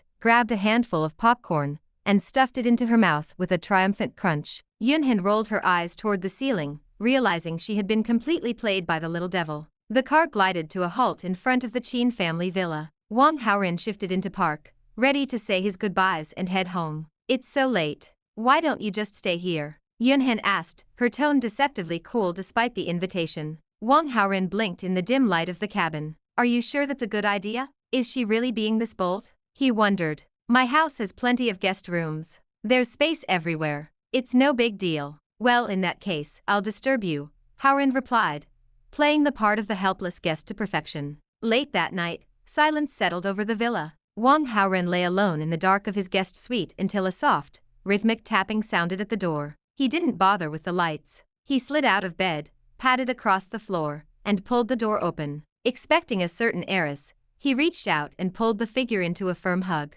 The moment his hands made contact, he froze. Something was wrong. The woman in his arms possessed a figure far too lush for a single hand to grasp, a physical presence that definitely did not belong to Qin Yunhan. Stinky rascal, let me go. Mu Zhaozhao's voice hissed in the dark, sounding more annoyed than frightened. I'm sorry, I thought. Haoran let go as if burned, stumbling back a step. It's okay. I know you thought I was Sister Yunhan, Zhao Zhao said, smoothing her pajamas. What do you mean by that? Haoran asked, his voice steadying into a calm mask. You and Sister Yunhan are in love. And what makes you say that? Please. Sister Yunhan used to wear a B-cup, and now she's AC. Even if she ate a papaya every single day, no one grows that fast. I'm certain she has a boyfriend, Zhao Zhao analyzed, her logic as straightforward as it was bizarre. Haoran nearly laughed. It was a far-fetched deduction, yet he couldn't deny her judgment was spot on. Mu Zhaozhao's brain really did function on a different frequency. Even if she has a boyfriend, why me? Haoran pressed, testing the waters. Humph. Sister Yunhan has such high standards. She'd never look at an ordinary boy. Looking at the people around her, you're the only one who could possibly fit the bill, she countered. You really are too clever for your own good, Haoran sighed, finally dropping the act. He had hidden it for so long, only to be caught by the one person he thought he could fool. Don't worry about what happened just now. I'll keep it a secret. I'll never tell Sister Yunhan, Zhao Zhao vowed. Haoran's eyes narrowed in the darkness. Really? Also, you looked so handsome playing the piano today. Anyway, that's it. I'm going back to sleep. Good night. She whispered the words in a rush and scurried away on her tiptoes, disappearing back into Yunhan's room. Haoran stood in the doorway, stunned. He checked the system. Zhao Zhao's favorability had jumped from 40 to 50 earlier that evening, reaching the level of admiration. There was no notification of a drop. It appeared the revelation of his affair with her best friend hadn't dampened her feelings at all. In fact, her behavior suggested quite the opposite. He returned to bed and scrolled through his phone, expecting another knock. An hour passed. Finally, a message vibrated on his screen. It was from Qin Yunhan. Zhao Zhao is clinging to me and won't let me leave the room. You should probably just go to sleep. Haoran stared at the text, a bit depressed. Mu Zhao Zhao might look silly on the outside, but she was a little black-bellied on the inside. She was definitely doing this on purpose. With no other options, he closed his eyes and drifted off.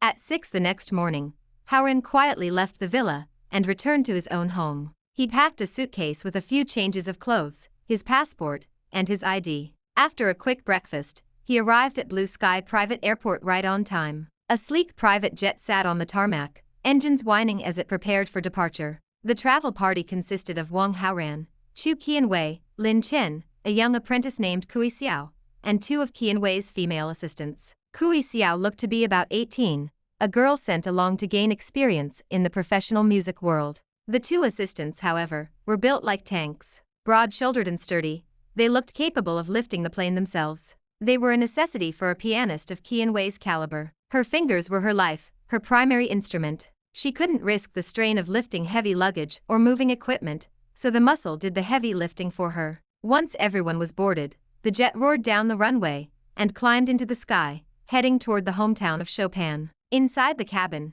Kui Xiao made her move. She was a fresh graduate like Haoran, though she had majored in piano performance. She was quite the beauty, easily an 85 on a scale of 100, with a lively, cheerful personality. To an ordinary woman, Haoran's charm was an irresistible magnet. Kui Xiao was no exception. From the moment she saw him, she was smitten. She pestered him with chatter, trying to get to know him. But Haoran's standards had been forged in the fires of top-tier heroines. He only had eyes for those who broke the 90-point barrier. Kui Xiao was pretty, sure, but she was class president pretty, not legendary heroine pretty. He humored her with polite, short responses before leaning back and closing his eyes to signal the conversation was over. Kui Xiao frowned, but she didn't push further. At 5 o'clock that afternoon, the plane touched down. A car from the Global Glory Art Festival was waiting on the tarmac to whisk them away to a 5-star hotel. Staff handled the bags and escorted the group to their respective suites. Haoran had barely settled into his room when a knock sounded. He opened it to find Kui Xiao standing there, looking hopeful. "It's so beautiful here. Let's go for a walk together," she invited. "The flight was a bit long. My head is spinning a little, so I think I'll pass," Haoran replied, rubbing his temples with a practiced wince. "Are you okay? Do you want me to get you some medicine?" "No, don't go to the trouble," he shook his head. "Then let me massage your temples. It really helps with dizziness. Actually, pressure makes it worse. I just need some quiet rest." "Oh, okay then. Rest up. If you need anything at all, just call me," she said enthusiastically before finally leaving. Haoran leaned against the door and exhaled. High charm was its own kind of headache. His room sat high above the city, offering a sprawling view of the foreign landscape. He leaned against the window frame and plugged in his earphones. Through the monitoring device he'd planted, the sound of a piano began to filter through. It was a beautiful melody, played with unmistakable precision. Chu Qianwei was already at work. She had barely stepped off a cross-continental flight, yet she was practicing without a moment's rest. She really was dedicated. Chapter 190. The Troubles of Chu Qianwei. The piano room within the hotel was thick with the scent of polished wood and the repetitive, crystalline ring of ivory keys. Chu Qianwei focused entirely on the keys, playing the same movement over and over. This was her entry for the festival, a piece she was required to perform in person. She had poured more than half a year into its preparation. The first draft had been penned months ago, followed by endless rounds of editing and refinement until the structure was technically perfect. Yet, as she played, a hollow feeling persisted. Something was missing. "Seventh sister, practicing so hard already." Lin Chen's voice broke her concentration as he sauntered into the room. "Hard work is the only option," Qianwei said, her voice heavy with melancholy. "Don't worry," Lin Chen encouraged, his chest puffed out. "You're a lock for the Supreme Gold Award in the music category. The festival selection committee won't know what hit them. My opponents are musical geniuses from every corner of the globe. They are every bit as capable as I am." "That's an easy fix," Lin Chen said with a smirk. "I'll just find a way to stop the other contestants from reaching the festival. If they don't show up, that gold award belongs to you by default, right?" "Shut up. Don't talk such nonsense." The sharp warning cut through the air, stripping away Qianwei's usual elegance. She wanted the honor, yes, but she wanted to earn it through merit, not through crooked schemes. Lin Chen's suggestion felt like a blasphemy against art itself. It showed a lack of respect for the craft, and more importantly, a lack of respect for her. Lin Chen shrank back, his neck disappearing into his shoulders. "I was just joking, seventh sister. Jokes are fine, but don't make light of professional integrity." Her expression softened, though the frustration remained. I know, Lin Chen muttered, regaining his grin. "Play it again. Let me listen closely." As a fellow system bearer, Lin Chen's piano attainment currently sat on par with Wang Haoran, a full level above Qianwei herself. He was confident that if he listened enough, he could diagnose the flaw. On the other side of the hotel, Wang Haoran sat in his room, listening through the hidden transmitter. After several more renditions, the problem became glaringly obvious to both men. Qianwei's performance lacked a soul. It was a technical marvel, but it failed to integrate her own feelings. The music sounded illusory, beautiful but empty. The theme she had chosen was tragic love. Throughout history, from Romeo and Juliet to the legend of the butterfly lovers, tragedy has been the soul of classic romance. It was the correct core for a masterpiece. However, music is not like a written manuscript. Once a book is finished, it is fixed. A musical work, however, changes entirely based on the performer's emotional state. Chu Qianwei had no romantic experience. No matter how high her skill, she couldn't summon the raw, jagged emotions required for a tragic love theme. Her emotional memory contained no store of heartbreak or romantic betrayal. Seventh sister, I see it now, Lin Chen interrupted. You can't integrate your emotions because you aren't feeling them. This is a tragedy. You need to suffer. Chu Qianwei paused, a look of realization dawning on her face. Then, her shoulders slumped.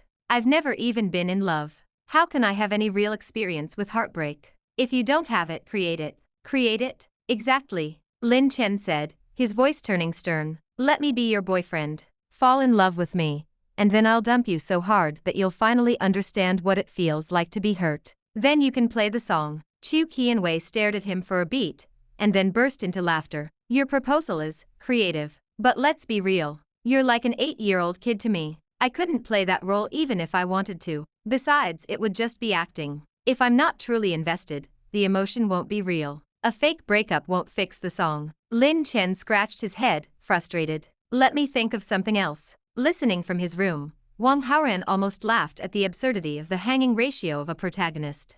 But the ridiculous suggestion sparked a flash of inspiration. Chu Qianwei's favorability toward him was already at 70. The absurd proposal was actually quite feasible, provided the right person was involved. He acted immediately. Wang Haoran left his room and crossed the hall to Kui Xiao's door. He knocked twice. Oh, aren't you still dizzy? Kui Xiao asked, her eyes wide with surprise. The dizziness passed, Haoran said with a charming smile. You mentioned wanting to go for a walk earlier. Is the offer still on the table? Of course it is. Kui Xiao nearly tripped over her own feet in her haste. Wait, give me a second. She scrambled back into her room to touch up her makeup and spray a cloud of perfume. Let's go, she chirped, rushing back to his side. 2 hours later, the pair returned to the hotel laden with shopping bags. Kui Xiao had wanted to keep going, but Qianwei had called several times, insisting it was time for dinner. They entered the hotel restaurant where Chu Qianwei, Lin Chen, and the 2 muscular assistants were already seated.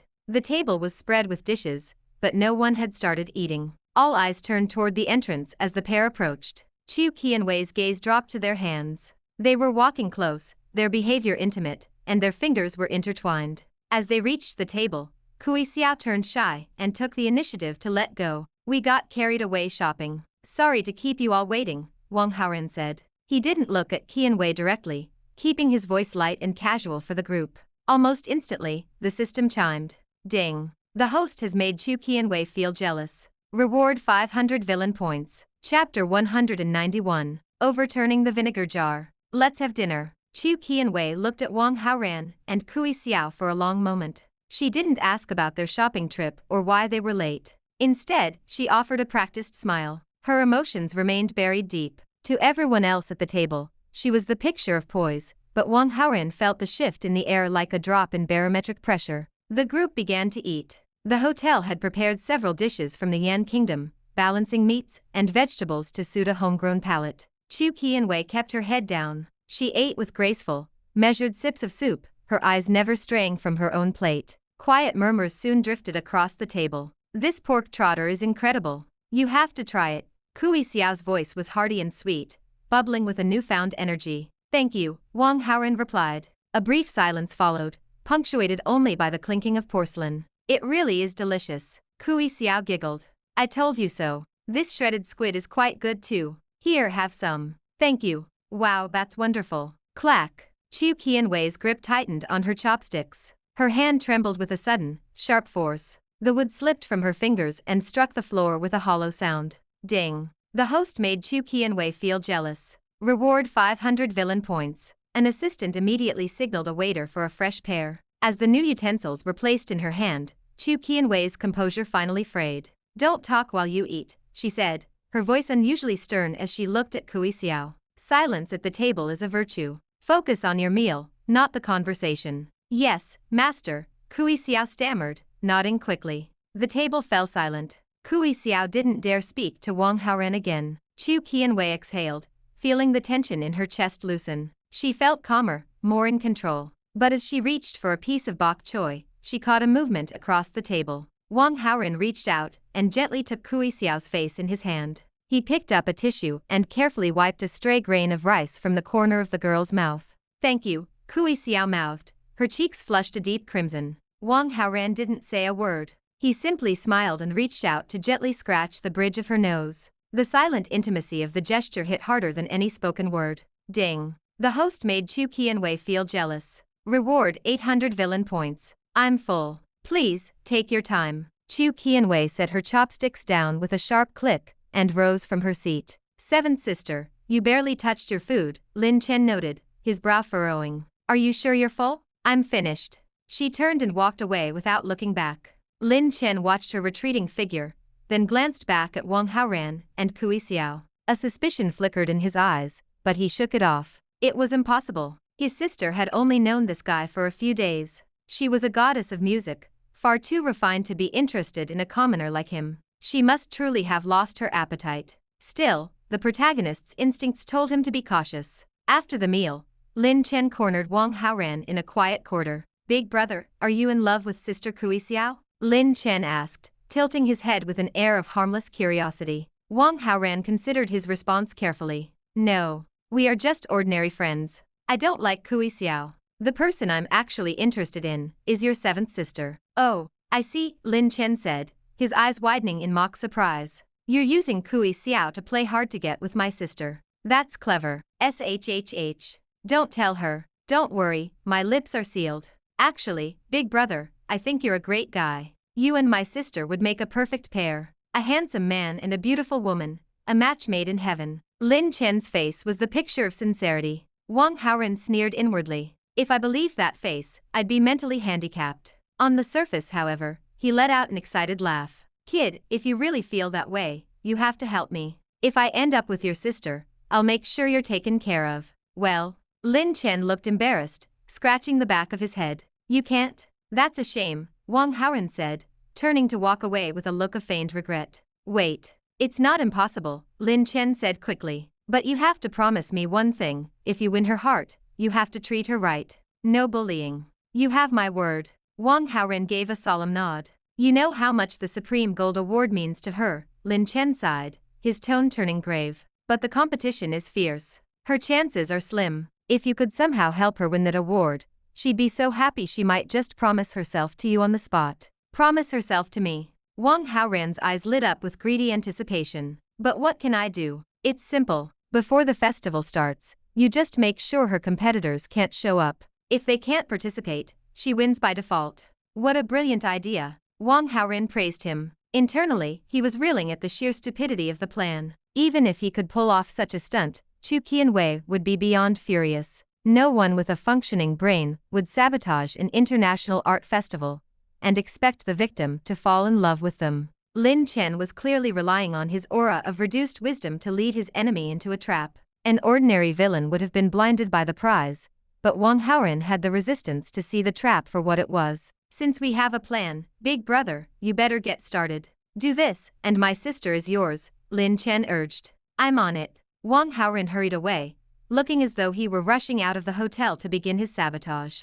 Through his peripheral vision, he saw Lin Chen's harmless expression twist into a sly, triumphant smirk before the boy swaggered back to his room. Wang Haoran doubled back immediately. Ding. The host ignored the protagonist's routine and altered the plot. Reward 600 villain points. Lin Chen's protagonist Halo -30, host villain Halo +30. With his reward secured, he headed straight for the hotel's piano room. He could hear the music from the hallway. It was messy, the timing erratic, and the notes blurred. Chu Qianwei was distracted. Knock, knock. Come in. Wang Haoran stepped inside. Chu Qianwei looked up, her fingers frozen over the keys. Why are you here? She asked. The subtext hung heavy in the room. Shouldn't you be with Kui Xiao? I came to see you. Wang Haoran walked to the piano. He brushed his fingers along the polished wood before letting his hand rest directly on top of hers. Her skin was fair and cool. Chu Qianwei stiffened. Like a startled rabbit, she tried to pull her hand away, but Wang Haoran's grip was firm. He held her hand against the keys, refusing to let go. What are you doing? Her long lashes trembled as she looked up at him, her expression a chaotic mix of embarrassment and confusion. Chapter 192. From Sweetness to Collapse. What do you mean? Don't you understand yet? Wang Haoran opened his eyes wide and fixed his gaze directly on Chu Qianwei. Chu Qianwei met his eyes at first, but after being stared at for a few seconds, she flinched. She shifted her focus slightly to the side, her fingers twisting nervously. You better let it go. If Xiao Xiao sees it, it will be bad. Her tone carried a sharp, sour edge. Why Wei, Kui Xiao, and I have nothing to do with each other. Nothing? We are holding hands in public, and we are helping her wipe her mouth with a tissue. Is that what nothing looks like? She looked away, her annoyance bubbling to the surface. I don't care about Kui Xiao. She is the one stalking me. Wang Haoran's voice was thick with feigned grievance. For the sake of her being your student, I didn't want to treat her with a cold face. That is why I pretend to be polite. I only came here to look for you because I wanted you to handle her. I want her to stop pestering me. Is that really the case? Chu Qianwei's eyes lit up. Wang Haoran watched the rapid change in her expression and sighed inwardly. A woman in love is so easily deceived. She actually believes this. Of course it is. The person I really like he paused, dragging out the moment with practiced hesitation. Who is it? She asked breathlessly. Wang Haoran sat down next to her on the piano bench. He grabbed her hand, stared deep into her eyes, and spoke softly. You already understand. Why ask more? I don't understand. She snorted softly, though a blush crept up her neck. Since you don't understand, then I will let you understand. He suddenly gripped her shoulders and leaned forward, closing the distance. Chu Qianwei's eyes widened in shock. Ding. The heroine Chu Qianwei's favorability rating has increased by 5. Current total 75. Deep love.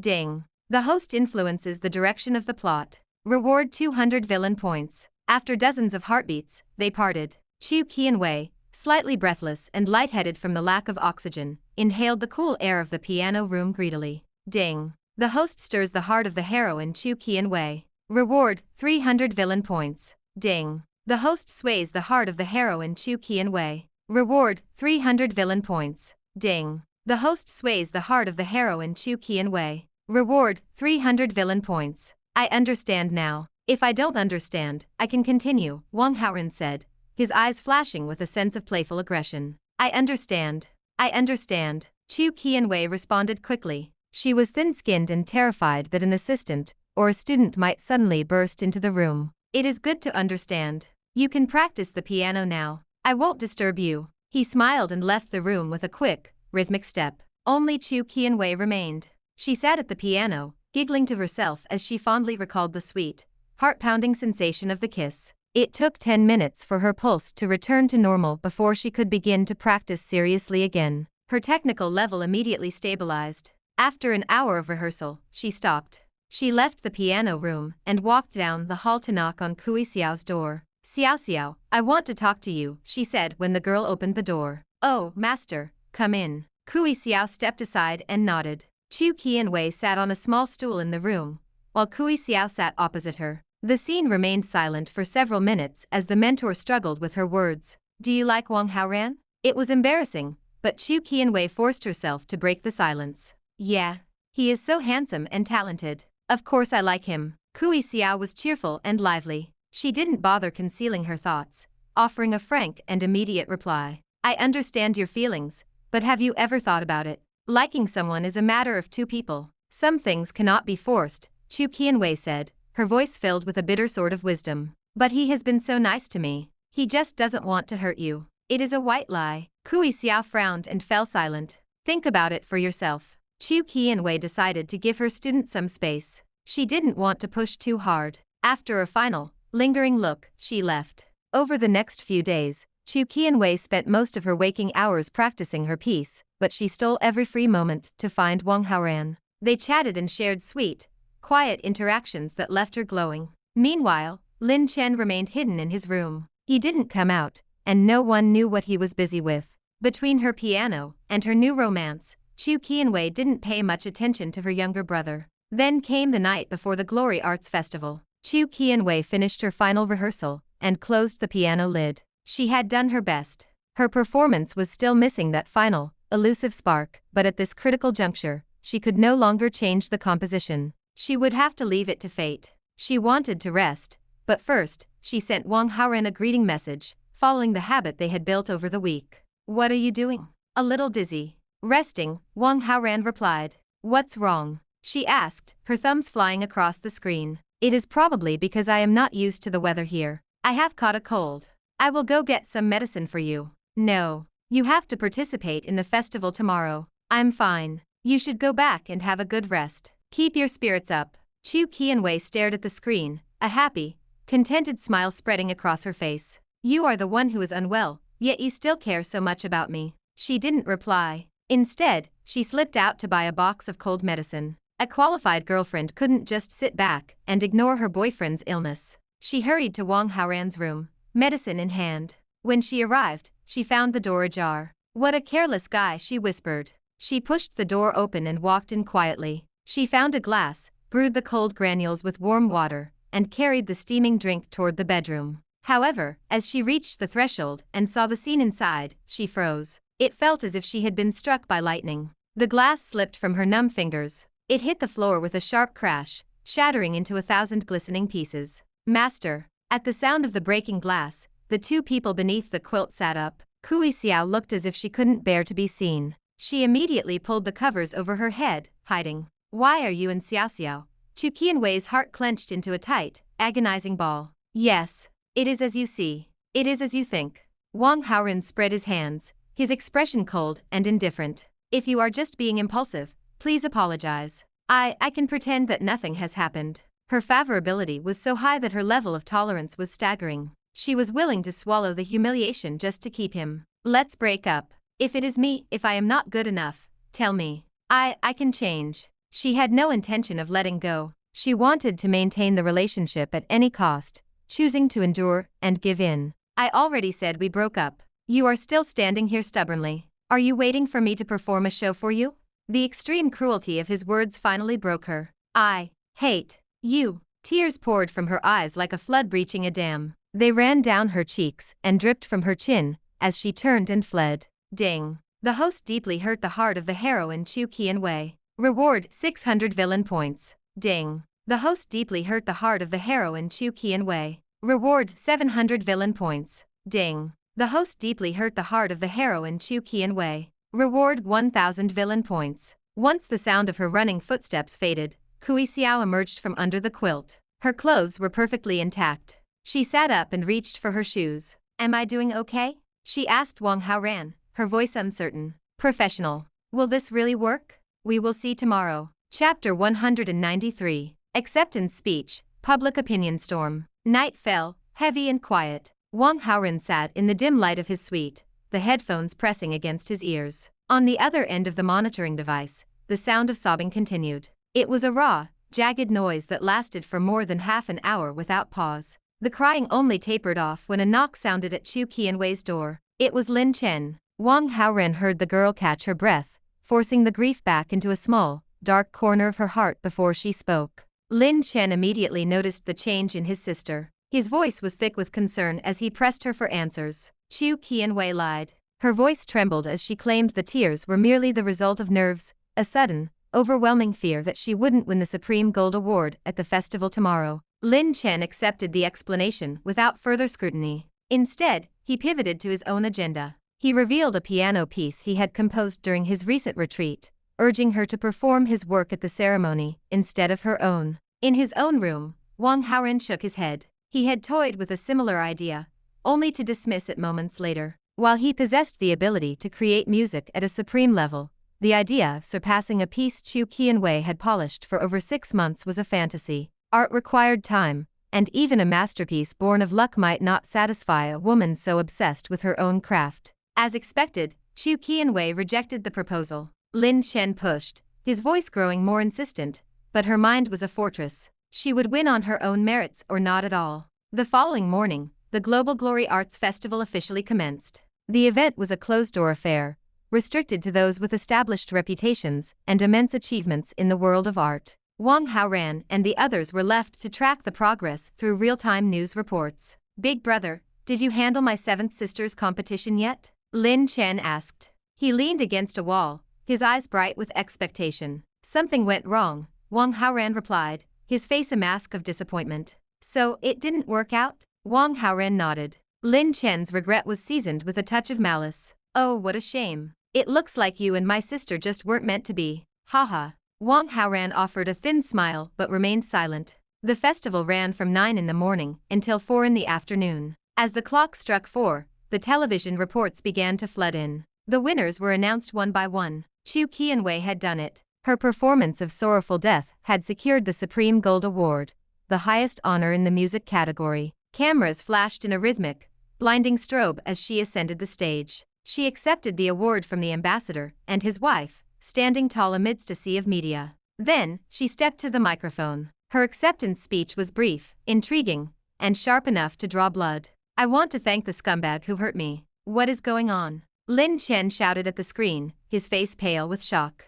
"Who dared to hurt my seventh sister?" "Me," Wang Haoran said. "Don't be ridiculous. She's barely known you for a week," Lin Chen scoffed, waving him off. "When she arrives, you can ask her yourself." Wang Haoran's smile turned playful. He wanted to see how much more of this Lin Chen's ego could take. "I don't believe a word of it," Lin Chen snapped. At 5 o'clock, the festival reached its conclusion. Wang Haoran and the rest of the group waited in the hotel lobby to welcome the champion, but only one female assistant arrived. She informed them that Chu Qianwei had already departed for the airport. She was heading back to the Yan Kingdom on the private jet immediately. Wang Haoran sighed. The wound was deep. She couldn't even stand to be in the same city as him. With the private plane gone, the rest of the group was stranded. Tickets were scarce due to the influx of festival attendees. It took 2 days of waiting before Wang Haoran, Lin Chen, Kui Xiao, and the remaining assistant could secure a flight home. During those 2 days, the Yan Kingdom's media landscape exploded.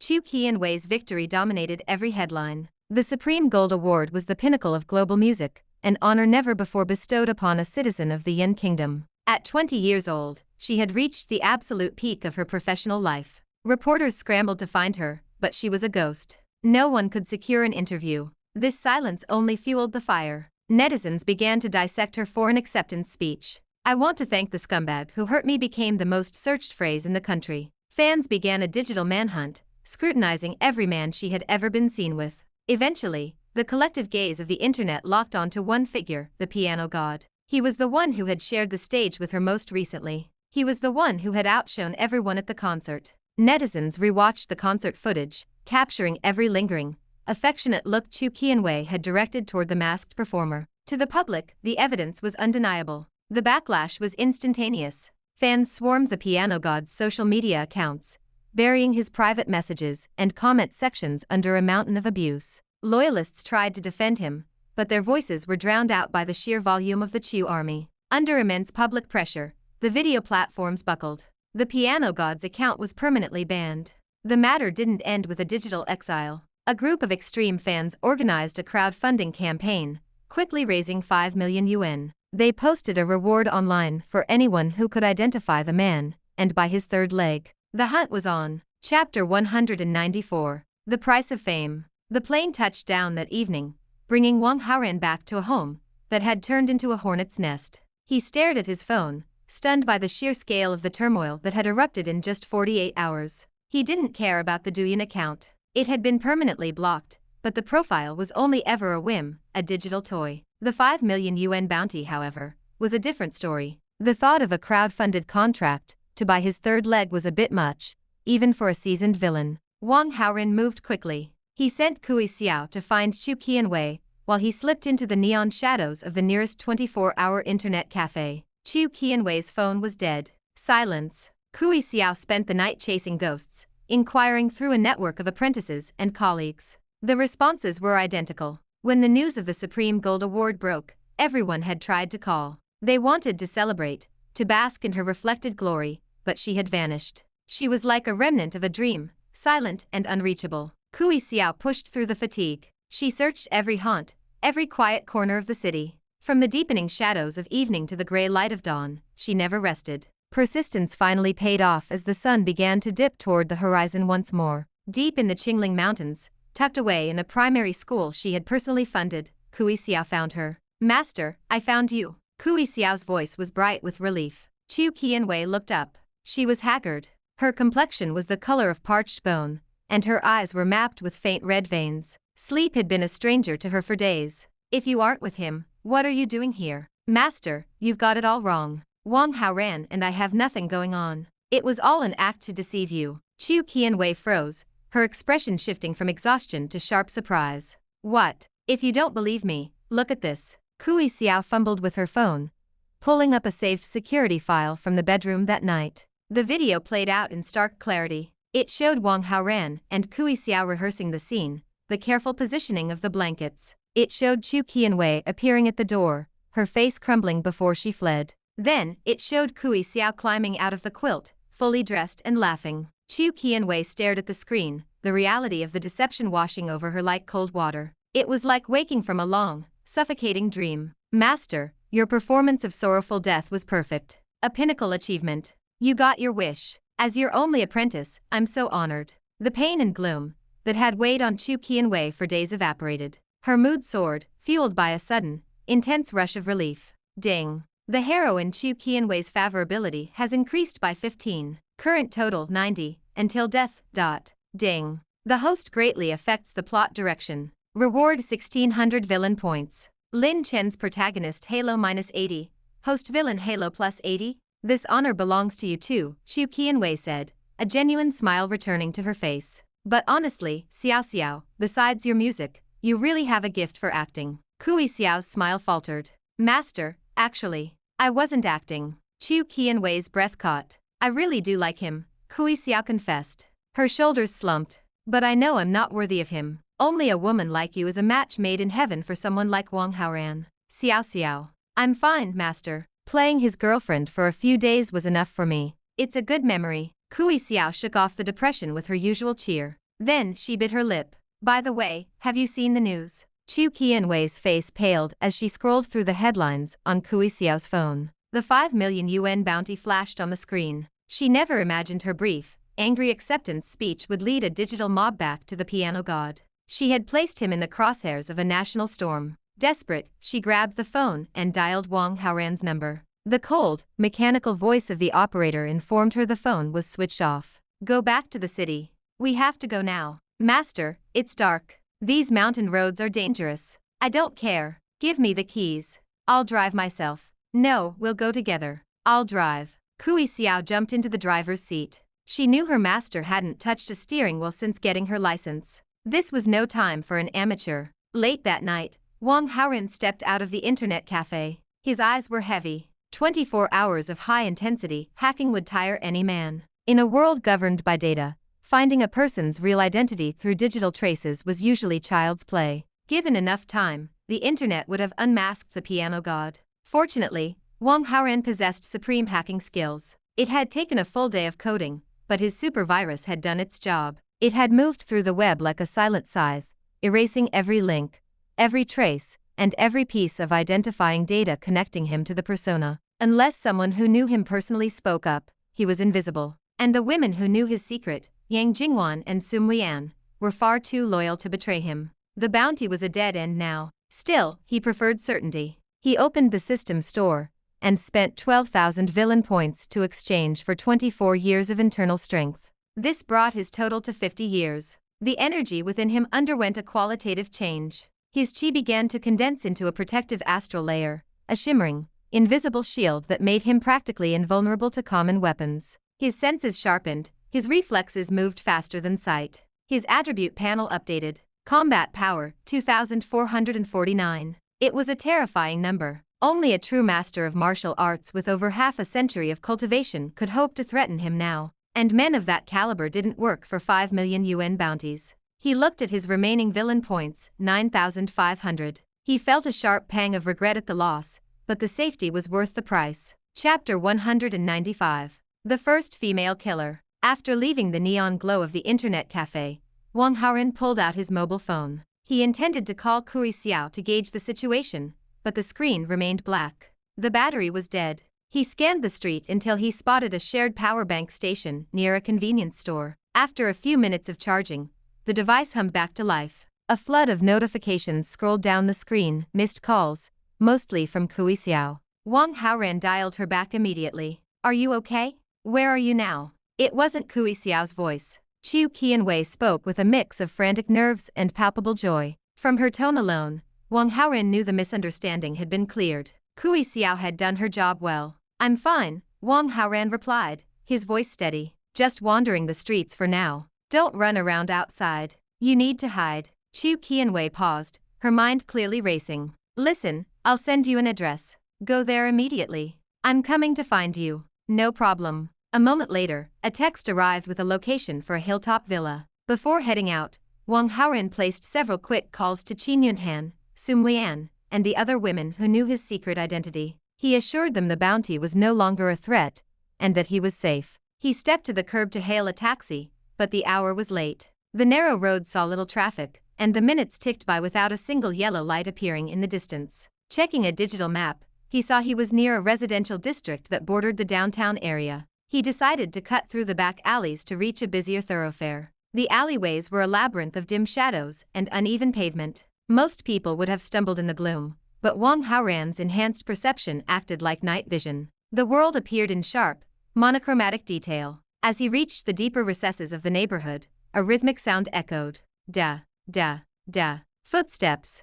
3 distinct sets. The sound originated at least 200 meters away. Had it not been for his newly bolstered 50 years of internal strength, the noise would have been lost to the city's ambient hum. The frequency of the steps was too high, the impact too heavy for average citizens. These were people who practiced martial arts. Wang Haoran stiffened. He suspected the bounty hunters had found him after all. The sounds were drawing closer, angling directly toward his position. He coiled his muscles and leapt. With the grace of a predatory bird, he cleared the height of a 2-story residential building, landing silently on the flat roof. Flying over walls was a simple feat with his current power. 3 figures blurred into view below. 2 men ran in the lead, their movements panicked and heavy. A third figure trailed them, a woman whose speed was vastly superior. Wang Haoran relaxed slightly. They weren't here for him. This was a hunt of a different kind.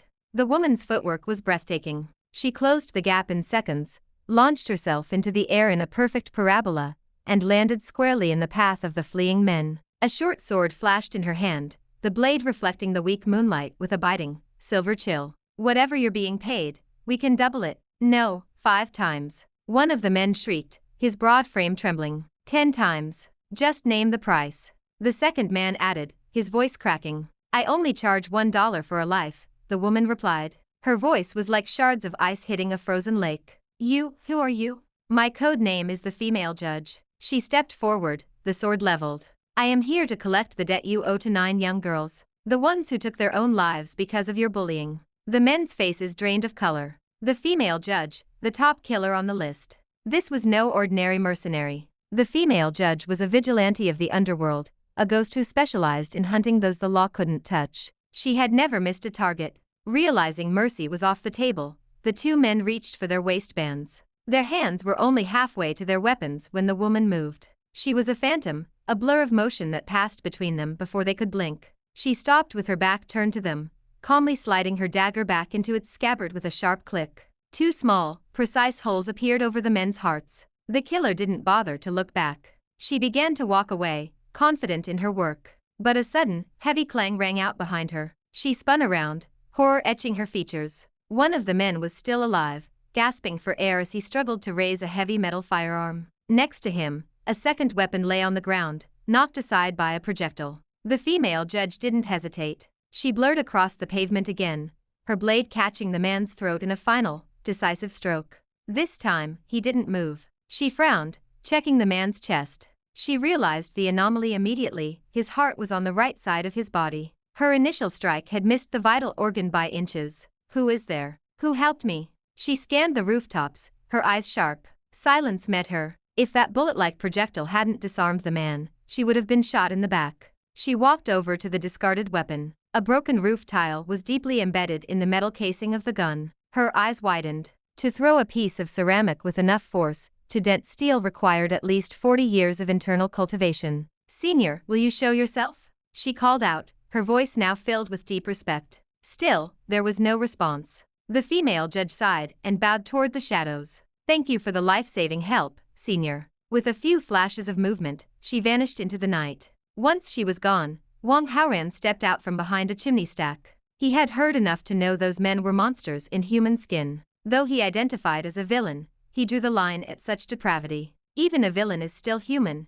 A demon is something else entirely. He left the scene quickly, reaching the hilltop villa half an hour later. Chu Qianwei and Kui Xiao were waiting by the gate. The moment she saw him, Chu Qianwei sprinted forward, throwing her arms around his neck and holding him with a desperate, crushing intensity. They stood like that for a long time. When they finally pulled apart, the air between them was thick with a heat that had nothing to do with the night air. The flame of love burned openly in their eyes. Under the soft glow of the moon, their silhouettes merged. Kui Xiao looked away, covering her eyes with a faint smile. She slipped into her car and drove off without a word, knowing full well that neither of them would notice her departure. Hand in hand, they entered the villa. The heavy door clicked shut behind them. The staff had been dismissed for the week, leaving the sprawling house entirely to them. They moved toward the sofa in the grand hall, the silence of the villa finally belonging to them alone. Chapter 196. The fourth sister arrives. Chu Qianwei's favorability has reached 90. At this stage, Wang Haoran's word is law. In a situation like this, there is no need for words or hesitation. A different kind of battle is about to begin. Just as the tension peaks, the loud, insistent ringing of the villa's doorbell cuts through the silence. The sudden intrusion snaps Chu Qianwei back to reality. Someone is here. I'll go see who it is. Her face burns a deep crimson as she pushes Wang Haoran away and smooths her skirt. She hurries to the gate, glancing at the internal surveillance monitor. Her expression shifts instantly from passion to sheer panic. Hurry, hurry, get up, she urges, her voice a frantic whisper. Who is it? Just send them away. Wang Haoran remains on the sofa, unbothered. I can't just send him away. It's my fourth sister. Hide, quickly. Do not show yourself until I tell you. Your fourth sister? Wang Haoran's interest peaks. He stands slowly, watching her pace. What's the matter with your fourth sister? Why are you so nervous? She must have seen the news. She's come to find me. If you don't hide, you're in danger. Can't you just tell her it was a misunderstanding? It isn't that simple. Even if your intentions were good, my fourth sister's character is, well, she won't let you go easily. Is she really that scary? Wang Haoran lets out a light, mocking laugh. Does she eat people? If you knew what she did for a living, you would be afraid. Her tone is suddenly gloomy, devoid of any humor. What's her name? What does she do? Her name is Bulletin Feiyan. She is a killer, Wang Haoran. A super powerful one. A killer? Wang Haoran raises a brow. Could it be that coincidental? He thinks back to the lithe, deadly woman he encountered in the alley just an hour ago. Outside, the doorbell rings again, faster and more aggressive this time. What are you waiting for? Go to the attic on the second floor. Chu Qianwei physically shoves him toward the stairs. Seeing her genuine distress, Wang Haoran decides to indulge her. After all, Bulletin Feiyan is likely another heroine. Keeping his relationship with Chu Qianwei a secret for now will only make the eventual conquest of the fourth sister easier. Your clothes. Chu Qianwei scoops his discarded items off the floor and tosses them at him. Under her anxious gaze, Wang Haoran disappears onto the second floor. She takes a long, shaky breath, adjusting her collar and tucking away a stray lock of blue-tinted hair before pulling open the front door. A woman in a sharp black suit stands on the threshold. Fourth sister, what a surprise. Why are you here? Chu Qianwei forces a happy smile, though her heart hammers against her ribs. I saw the rumors online. I came to see if you were all right, Bulletin Feiyan says, her eyes scanning the hall behind her sister. There is no scumbag, really. It was all a misunderstanding, just a lover's quarrel that day. We've made up now. You actually found a boyfriend. Bulletin Feiyan sounds genuinely surprised, but her tone quickly hardens. Making up isn't enough. He dared to hurt my sister's heart. He must pay the price. Tell me, who is he? Chu Qianwei feels a headache brewing. Bulletin Feiyan is fiercely protective. Years ago, when Chu Qianwei was first rising to fame, a senior musician tried to sabotage her career. Once Bulletin Feiyan found out, she paid the man a visit. Chu Qianwei never learned the details, but the next day, the man suffered a total mental breakdown and was committed to an asylum. Terrified of what her sister might do to Wang Haoran, she refuses to budge. Fourth sister, he is very powerful. You might not be able to beat him. You shouldn't go looking for trouble. Oh, in this world, there are very few people I cannot handle. Bulletin Feiyan snorts with cold pride. I won't tell you, so stop asking. Chu Qianwei sets her jaw, determined to remain silent. I know you met this man during the Glory Festival. I will simply find out who you contacted and where you went. It's only a matter of time. From his vantage point in the attic, Wang Haoran watches through a small gap. He recognizes her immediately. It is the female killer from the alley. Back then, the dim light and her black gauze mask obscured her features, but those curves are unmistakable. If he had to rate her, Bulletin Feiyan would score a 96 in beauty and a staggering 98 in figure. While Chu Qianwei possesses a refined, ethereal temperament, Bulletin Feiyan is raw, dazzling power. Truly, another top-tier heroine. He isn't worried about her threats. Checking her sources for his actions abroad will take weeks. By the time she returns, the raw rice will be cooked, as they say. Besides, even if she finds him, she can't win a fight against 50 years of internal strength. However, a wave of exhaustion hits him. Between the festival, the flight, and the hacking marathon, he has been awake for over 20 hours. Listening to the sisters drone on below, he finds a comfortable spot in the attic and falls into a deep, dreamless sleep. Downstairs in the bedroom, Chu Qianwei's phone buzzes with a message. She looks at it and turns to her sister with forced cheer. Fourth sister, our sixth sister invited me to dinner tomorrow. I already said yes. Why don't you come along? No thanks. Eating with the sixth sister is never a good experience. Bulletin Feiyan shakes her head violently at the memory. But it's been so long since you've seen her. Don't you miss her? I'd much rather spend my time finding the man who hurt you. Bulletin Feiyan raises an eyebrow. Tell me his name, and I'll skip the trip abroad and go to dinner with you instead. It's late, sister. Let's just sleep. Chu Qianwei offers a shy, tired smile and burrows into her quilt, pretending to fall asleep instantly. The next morning, the sun is barely over the horizon when Bulletin Feiyan finally leaves the villa. Moments after her car pulls away, Wang Haoran emerges from the attic, rubbing the sleep from his eyes. Chapter 197. The sixth sister Ji Shui Yao. My fourth sister has already left for the airport. She's heading abroad to check the hotel where we stayed. Once she starts digging, she's going to find you. Chu Qianwei paced the room, her brow furrowed with genuine anxiety. They had been careful at the hotel, but not invisible. There had been quiet moments between them, whispered conversations in the halls and walks taken hand in hand. While they had sought privacy, the hotel staff had caught glimpses of their affection more than once. If a professional like Bulletin Feiyan interrogated a waiter,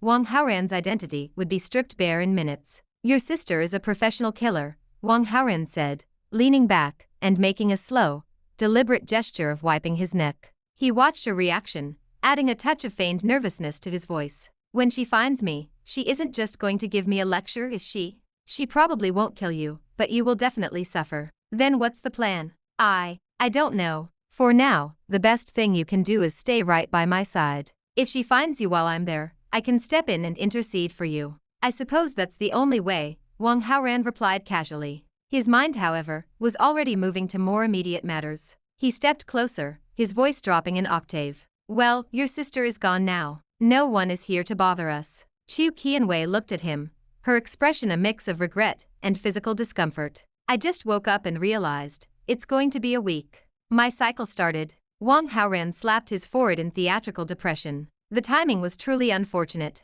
Let me make you some breakfast instead. What do you want? Chu Qianwei giggled at his crestfallen face, her voice softening with affection. You know how to cook? Wang Haoran asked, his eyes wide with surprise. Not yet, but I can learn. The internet is full of recipes and strategies for a quick breakfast. Don't do that. Your hands are far too precious to the world. If you cut yourself with a knife or burn your skin on the stove, it would be a tragedy. Wang Haoran gently shook his head, guiding her away from the kitchen counters. I'll go see what's in the pantry. I'll handle the cooking. Handsome, world-class talent, and considerate to a fault. Chu Qianwei watched him walk away, convinced she must have saved the galaxy in a previous life to deserve a man like this. Ding. The heroine Chu Qianwei's favorability has increased by 5. Current total 95, until death.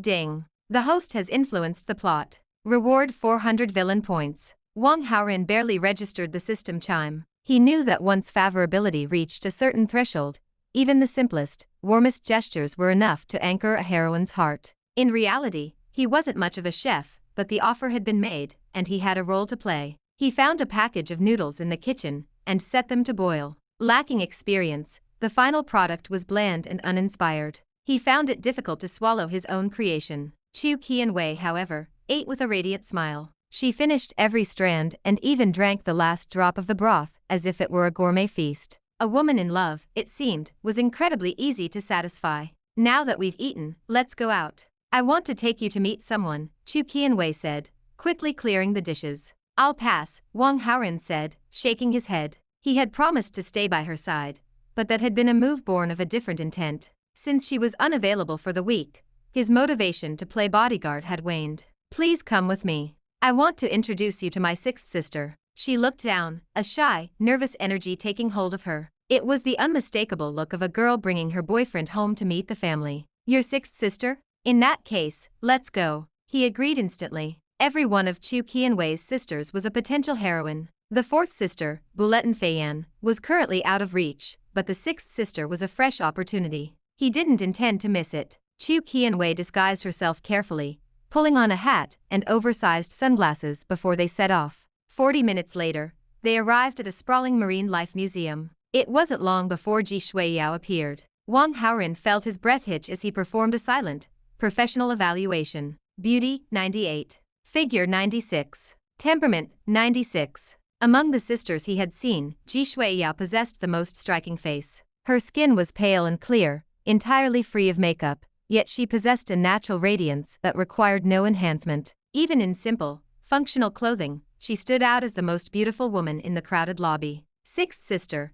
this is my friend, Chu Qianwei said, her voice careful to avoid immediate drama. Wang Haoran extended a hand toward the newcomer, offering his most charming, friendly smile. Hello. The average human hand carries approximately 150 different types of bacteria, Ji Shuiyao stated flatly. Her face remained a perfect, unmoving mask of indifference. Shaking hands serves only to increase the microbial diversity on each other's palms. Except for my immediate relatives, I never touch anyone. My sister is just used to her own ways. I'm sorry, Chu Qianwei whispered to Wang Haoran, her face flushed with embarrassment. Wang Haoran slowly withdrew his hand, his fingers curling back into a neutral position. Sixth sister, don't you think my friend is quite handsome? Chu Qianwei tried to bridge the icy gap, her voice hopeful. She couldn't help but want to show off her choice in men, even to the stoic scientist. A living body is merely a molecular system composed of nucleic acids and proteins, Ji Shuiyao replied, her voice serious and clinical. The appearance varies based on the specific arrangement of those structures, but the essence remains an organism. There is no objective biological difference between attractive and unattractive phenotypes. Chu Qianwei fell silent, looking between the two of them, completely at a loss for how to handle the social stalemate. Suddenly, Wang Haoran felt a tickle in his nose. Hatch. He let out a sharp sneeze. There is a pharmacy located to the right of the museum entrance, Ji Shuiyao said, her tone suddenly urgent. Go buy a mask and put it on immediately. Is that really necessary? Wang Haoran asked, blinking in confusion. Ji Shuiyao stepped back, her expression grave. When a person sneezes, the expulsion can reach speeds of 177 kilometers per hour. That is comparable to a high-speed racing car. A single cough ejects 20,000 tiny droplets, but a sneeze launches nearly 1 million. These droplets travel at a velocity that covers 4.5 meters in less than a second. With a downward wind, they can reach 9 meters. She paused, as if lecturing a classroom. The nasal cavity and throat are among the densest environments for bacteria and viruses. A single sneeze can emit up to 85 million germs. These microscopic droplets float in still air for 30 to 60 minutes. In a windless room, they can remain suspended for up to 30 hours. Once the moisture evaporates, the pathogens cling to dust and continue to circulate. She fixed him with a stern, unwavering gaze. You appear to be suffering from a cold. Your sneezing frequency will likely increase. Please purchase a mask, or maintain a minimum distance of 10 meters from me at all times. Wang Haoran turned to Chu Qianwei, his patience wearing thin. What exactly is your sister's problem? I'm so sorry, I forgot to mention it. My sister is a scientist, Chu Qianwei explained quickly. A scientist? Yes. She is 21 years old and already considered the youngest world-class scientist in her field. She specializes in marine biology. Chu Qianwei beamed with a touch of pride, even as she apologized for the cold reception. Chapter 198. The Super Wetsuit. This is going to be tricky. Wang Haoran let out a silent sigh,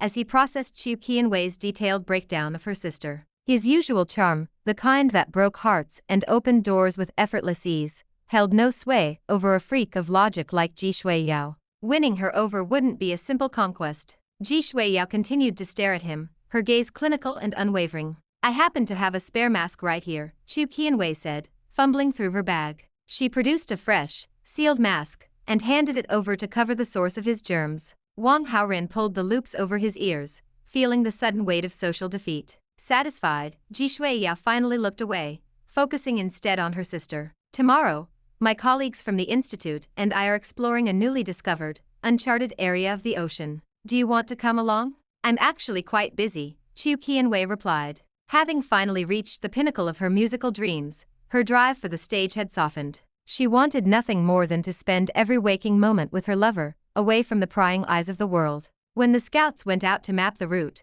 they took incredible photos of the reefs. Ji Shuiyao persisted, her voice gaining a rare hint of animation. It is the most beautiful scenery on the planet. Let me show you. She pulled out her phone, swiping through vibrant images of sapphire waters and glowing coral. Chu Qianwei leaned in, offering a polite nod, but the spark of interest wasn't there. Her sister's descriptions were far too exaggerated for someone who didn't share her obsessive passion for marine biology. Sixth sister, I really think. Wow, look at that. What a stunning ocean. Wang Haoran cut in. He leaned over, staring at the screen with wide eyes, looking utterly captivated. Ji Shuiyao's serious face flickered with a faint surprise. You like the ocean as well? I've longed for it since I was a child. The world beneath the waves has always fascinated me. I've often wondered if the legends are true, if there are actually mermaids down there. Mermaids are merely folklore, Ji Shuiyao said, though her expression softened. Whether such a creature exists remains a scientific mystery, but it is a direction I intend to explore. A new warmth settled in her eyes as she looked at him. Ding. The heroine Ji Shuiyao's favorability has increased by 10. Current total 10. Friendly. Ding. The host has influenced the plot. Reward 400 villain points. Miss Ji, Wang Haoran said, capitalizing on the shift in energy. Would it be possible for me to join your team and see it for myself? Ji Shuiyao nodded. Yes, you may. In that case, I'm coming too, Chu Qianwei added quickly. If Wang Haoran was going to be on a boat in the middle of the sea, she certainly wasn't staying behind. A few days later, a scientific research vessel cut through the subtropical waves of an unknown sea. Wang Haoran, Chu Qianwei, and Ji Shuiyao stood on the deck alongside a team of researchers, eyes fixed on the horizon. Suddenly, a small, familiar figure dashed out of the cabin and onto the deck. Xiao Chen, why are you here? Chu Qianwei gasped. Sixth sister refused to take me, so I snuck on board ahead of time, Lin Chen announced, crossing his arms with a smug grin. Ji Shuiyao sighed, rubbing her temples. Since you're already here, stay out of the way. Do not bother the staff. I won't just stay out of the way, sister. I might actually be able to help. Avoiding trouble would be help enough, Ji Shuiyao countered. Besides, the ship is full. Arranging your accommodation is going to be a problem. I'm staying alone anyway, Wang Haoran interjected, flashing a smile at the boy. He can stay in my cabin. Ji Shuiyao nodded. Very well. Big brother, why are you here too? Lin Chen's voice faltered, his heart twitching with unease. Before meeting Wang Haoran, his life as a hidden talent had been a smooth, arrogant ride. But every time he crossed paths with this man, he felt restrained, as if he had finally met his natural nemesis. I'm just here to learn with an open mind, Wang Haoran replied with a playful, dangerous glint in his eyes. The ship pressed on, deep into the uncharted waters. The scheduled route would bring them to the primary exploration point by tomorrow morning, where the diving and specimen collection would begin. As night fell, Lin Chen waited until the sound of even, rhythmic breathing filled the cabin. He slipped out of his bunk and crept toward the door. The moment the latch clicked shut, Wang Haoran opened his eyes. He didn't move from the bed, he didn't need to. His enhanced perception allowed him to track the boy's movements through the thin walls of the vessel. Lin Chen moved stealthily to a storage warehouse where the diving gear was kept. He reached into a hidden spot and pulled out a wetsuit marked with a subtle, glowing sigil. He tucked it into an inconspicuous corner beneath a pile of debris. On the surface, it looked like any other piece of black neoprene. In reality, it was a super wetsuit, purchased with a massive hoard of points from the system mall. It allowed the wearer to swim at speeds rivaling a submarine, and could withstand the crushing pressures of the deepest ocean floor. When the time is right, I'll give this to my sister, Lin Chen whispered to himself, a chuckle escaping his lips. With her dedication to science, she'll be overjoyed. She might even agree to any demand I make. Satisfied with his hiding spot, he finally returned to the cabin to sleep. In the middle of the night, Ji Shuiyao finished a marathon briefing with her colleagues. As she walked back to her quarters, muffled voices drifted from one of the shared cabins. This ship is only so big, a researcher grumbled. We're packed in like sardines, and yet they vacate a whole cabin for someone who does absolutely nothing. It's ridiculous. Exactly. If he contributed, I could endure the crowding. He's just some rich young master. Delicate, expensive, and useless. We have 3 or 4 people to a room, and the guy eating our rations lives in luxury. It's hard to swallow. Ji Shuiyao paused. She had originally intended to have the guests share quarters, but Chu Qianwei had insisted on a private room for Wang Haoran, fearing he wouldn't sleep well. At the time, Ji Shuiyao had simply agreed to keep the peace. The next morning, Ji Shuiyao pulled Wang Haoran aside for a private conversation. My sister isn't suited for heavy labor, and Xiao Chen is too young, she said, her voice direct and clinical. But you are a strong, healthy man. You are consuming vital resources on this ship, and I expect you to contribute. I won't have my team gossiping about favoritism. Wang Haoran smiled, unbothered. That's perfectly fair. I'm a capable diver. If you need me in the water, just say the word. Chapter 199. Deep Sea Predator. Morning light broke over the subtropical waves as the research ship reached its destination. The vessel hummed with activity, hovering directly over the coordinates of the uncharted abyss. 17 figures prepared for the descent, 15 seasoned divers, Ji Shuiyao and Wang Haoran. This initial sweep was a reconnaissance mission. If the divers declared the sector safe, the true work of collecting exotic specimens would begin the following day. Sixth sister, this diving suit is for you. Lin Chen hurried forward, clutching the gear he had hidden. His eyes sparkled with anticipation. Ji Shuiyao glanced at the bundle, her expression unreadable. I have my own custom suit, Xiao Chen. I don't need that. Just use this one, please. I modified it myself. Lin Chen lowered his voice, casting a mysterious look at the high-tech fabric. Once you're in the water, you'll see.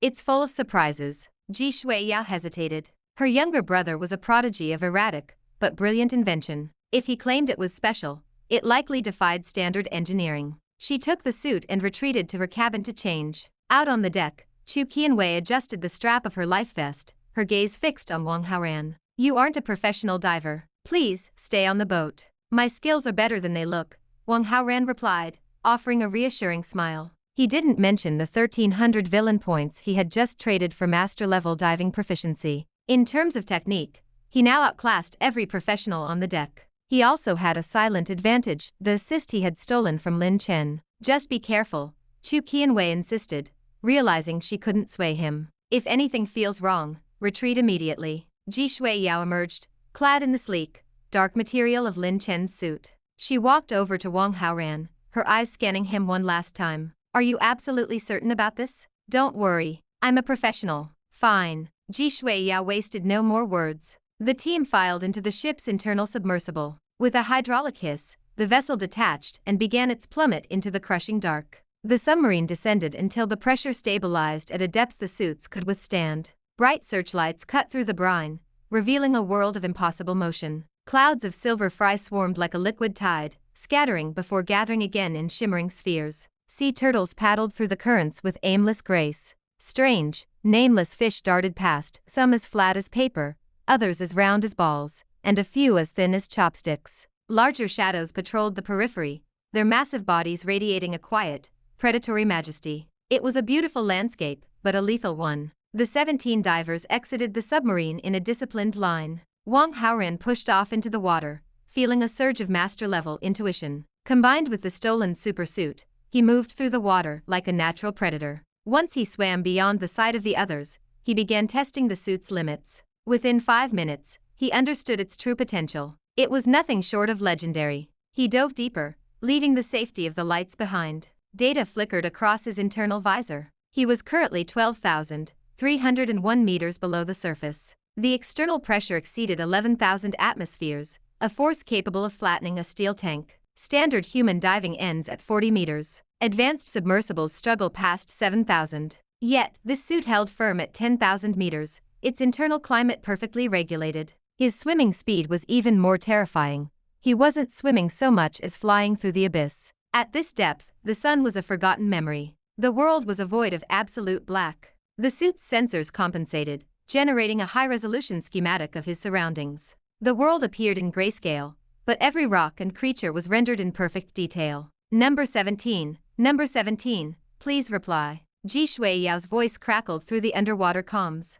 Copy. This is 17. Speak, number 1. You aren't in your assigned sector, she said, her tone sharp. Explain. I drifted near the P area, Wang Haoran replied smoothly. Returning to position now. The divers were networked. As long as they stayed within a certain range, their locations synced on the HUD. If a diver strayed too far, they vanished from the grid. Wang Haoran turned to head back, but a proximity alarm flared red on his visor. A massive lifeform was closing in. The sensor data scrolled rapidly. Length, 20 meters. Weight, 76 tons. Estimated bite force, 37 tons. A shark. But not just any shark. A prehistoric titan of the deep. A cold spike of panic hit him, but it vanished as quickly as it came. The suit's specs flashed in his mind. It required 50 tons of force to breach the exterior. This monster could chew on him all day, and never break the seal. The shark blurred past him with astonishing speed, its massive tail creating a wake that tossed him through the water.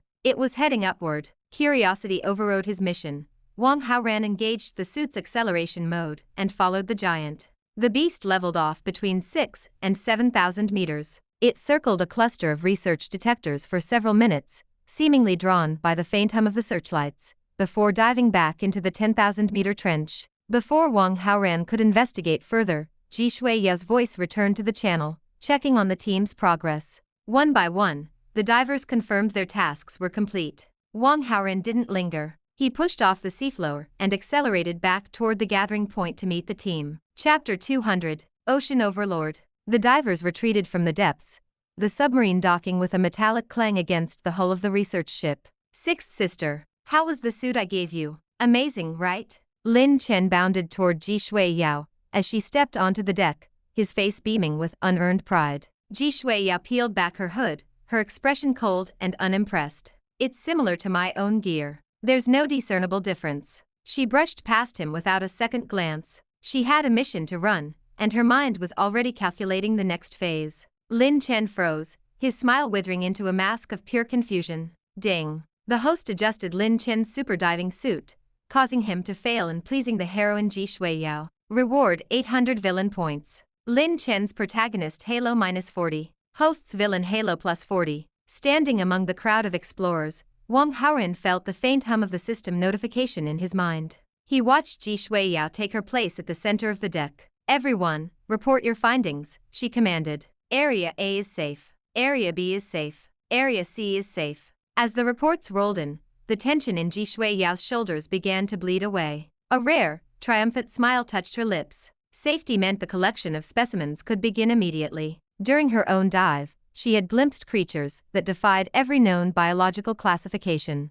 This was a career-defining discovery. However, the rhythm of the reports broke when Wang Haoran spoke up. Area P is dangerous. Ji Shuiyao's face stiffened. Explain. There are sharks in Area P. Ji Shuiyao let out a short, sharp breath. Just sharks? They follow regular feeding patterns. If they are full, they aren't a threat. Even if we encounter a predator, we have high-intensity sedative rifles. There is no need for alarm. A diver standing nearby let out a mocking bark of laughter. Sharks? We've been at this for 8 years, kid. We've caught more sharks than you've seen movies about. You're just jumping at shadows. The surrounding crew erupted in laughter, the sound echoing off the metal bulkheads. Wang Haoran's eyes narrowed, a cold sneer playing on his lips. Sharks come in many sizes. Have you ever seen one 20 meters long? The laughter died instantly. The air on the deck turned heavy. The largest whale shark on record barely clears 13 meters, Ji Shuiyao said, her voice laced with skepticism. Are you certain of what you saw?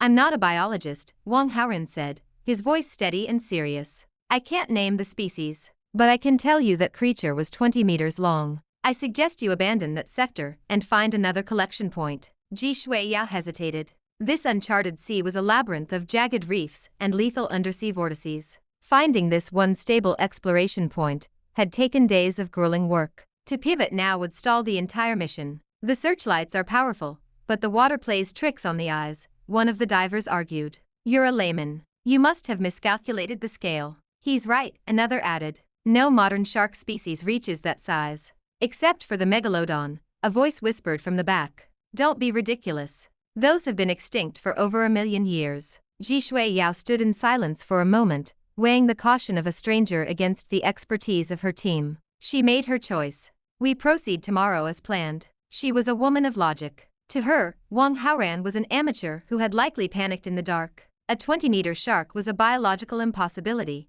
a relic of a dead era. Let's go. Dinner is served, she announced. The crew cheered, following her off the deck with high spirits, leaving Wang Haoran alone in the twilight. The following morning, the submarine returned to the abyss. The team was fully armed and equipped with collection canisters. The workforce had doubled to 35 people, including support staff. Ji Shuiyao organized the crew into pairs to cover the 17 sectors. Miss Ji, I'll go with you, Wang Haoran offered, stepping forward as the groups formed. I require a professional partner, not someone who might hold me back, she replied. Her refusal was clinical and merciless. Wang Haoran shrugged, a shadow of a smile on his face. In that case, I wish you good luck. The teams deployed. Due to the odd numbers, Ji Shuiyao led a group of 3. She armed her team with the most advanced weaponry available and chose to lead the descent into Area P. When they arrived, the sector was eerily still. Not a single fish darted through the beams of their lights. I knew that kid was full of it, one of the collectors scoffed through the comms. He was probably just trying to scare us so he wouldn't have to work. Vice President Ji was right not to listen. Once we're back on the ship, I'm going to give that brat a piece of my mind. Why wait? Let's just knock him around a bit when we dock. Ji Shuiyao ignored the chatter. She scanned the water, her brow furrowing behind her visor. Her instincts were screaming. She had explored dozens of sectors, and the fish density in the sea was remarkably high. For Area P to be this empty, it was unnatural. Could it be? No. Everyone, get out, now. The realization hit her with the force of a tidal wave. She keyed the master channel for every diver in the water. Cease collection. All personnel return to the submarine immediately. This is an emergency. Vice President, what's wrong? Her teammates asked, their movements sluggish with confusion. There are no fish here because... She stopped. Her explanation was no longer necessary. A shadow, darker than the surrounding abyss and larger than their wildest nightmares, drifted into the glow of the searchlights. Ji Shuiyao pointed a trembling finger behind her teammates. Look behind you. The 2 men turned. Their screams were lost in the roar of the water as they stared at the impossible. A megalodon? To be continued. Hope you liked today's video. Join the community by subscribing and dropping a like. I'll be back with another update tomorrow. See you then.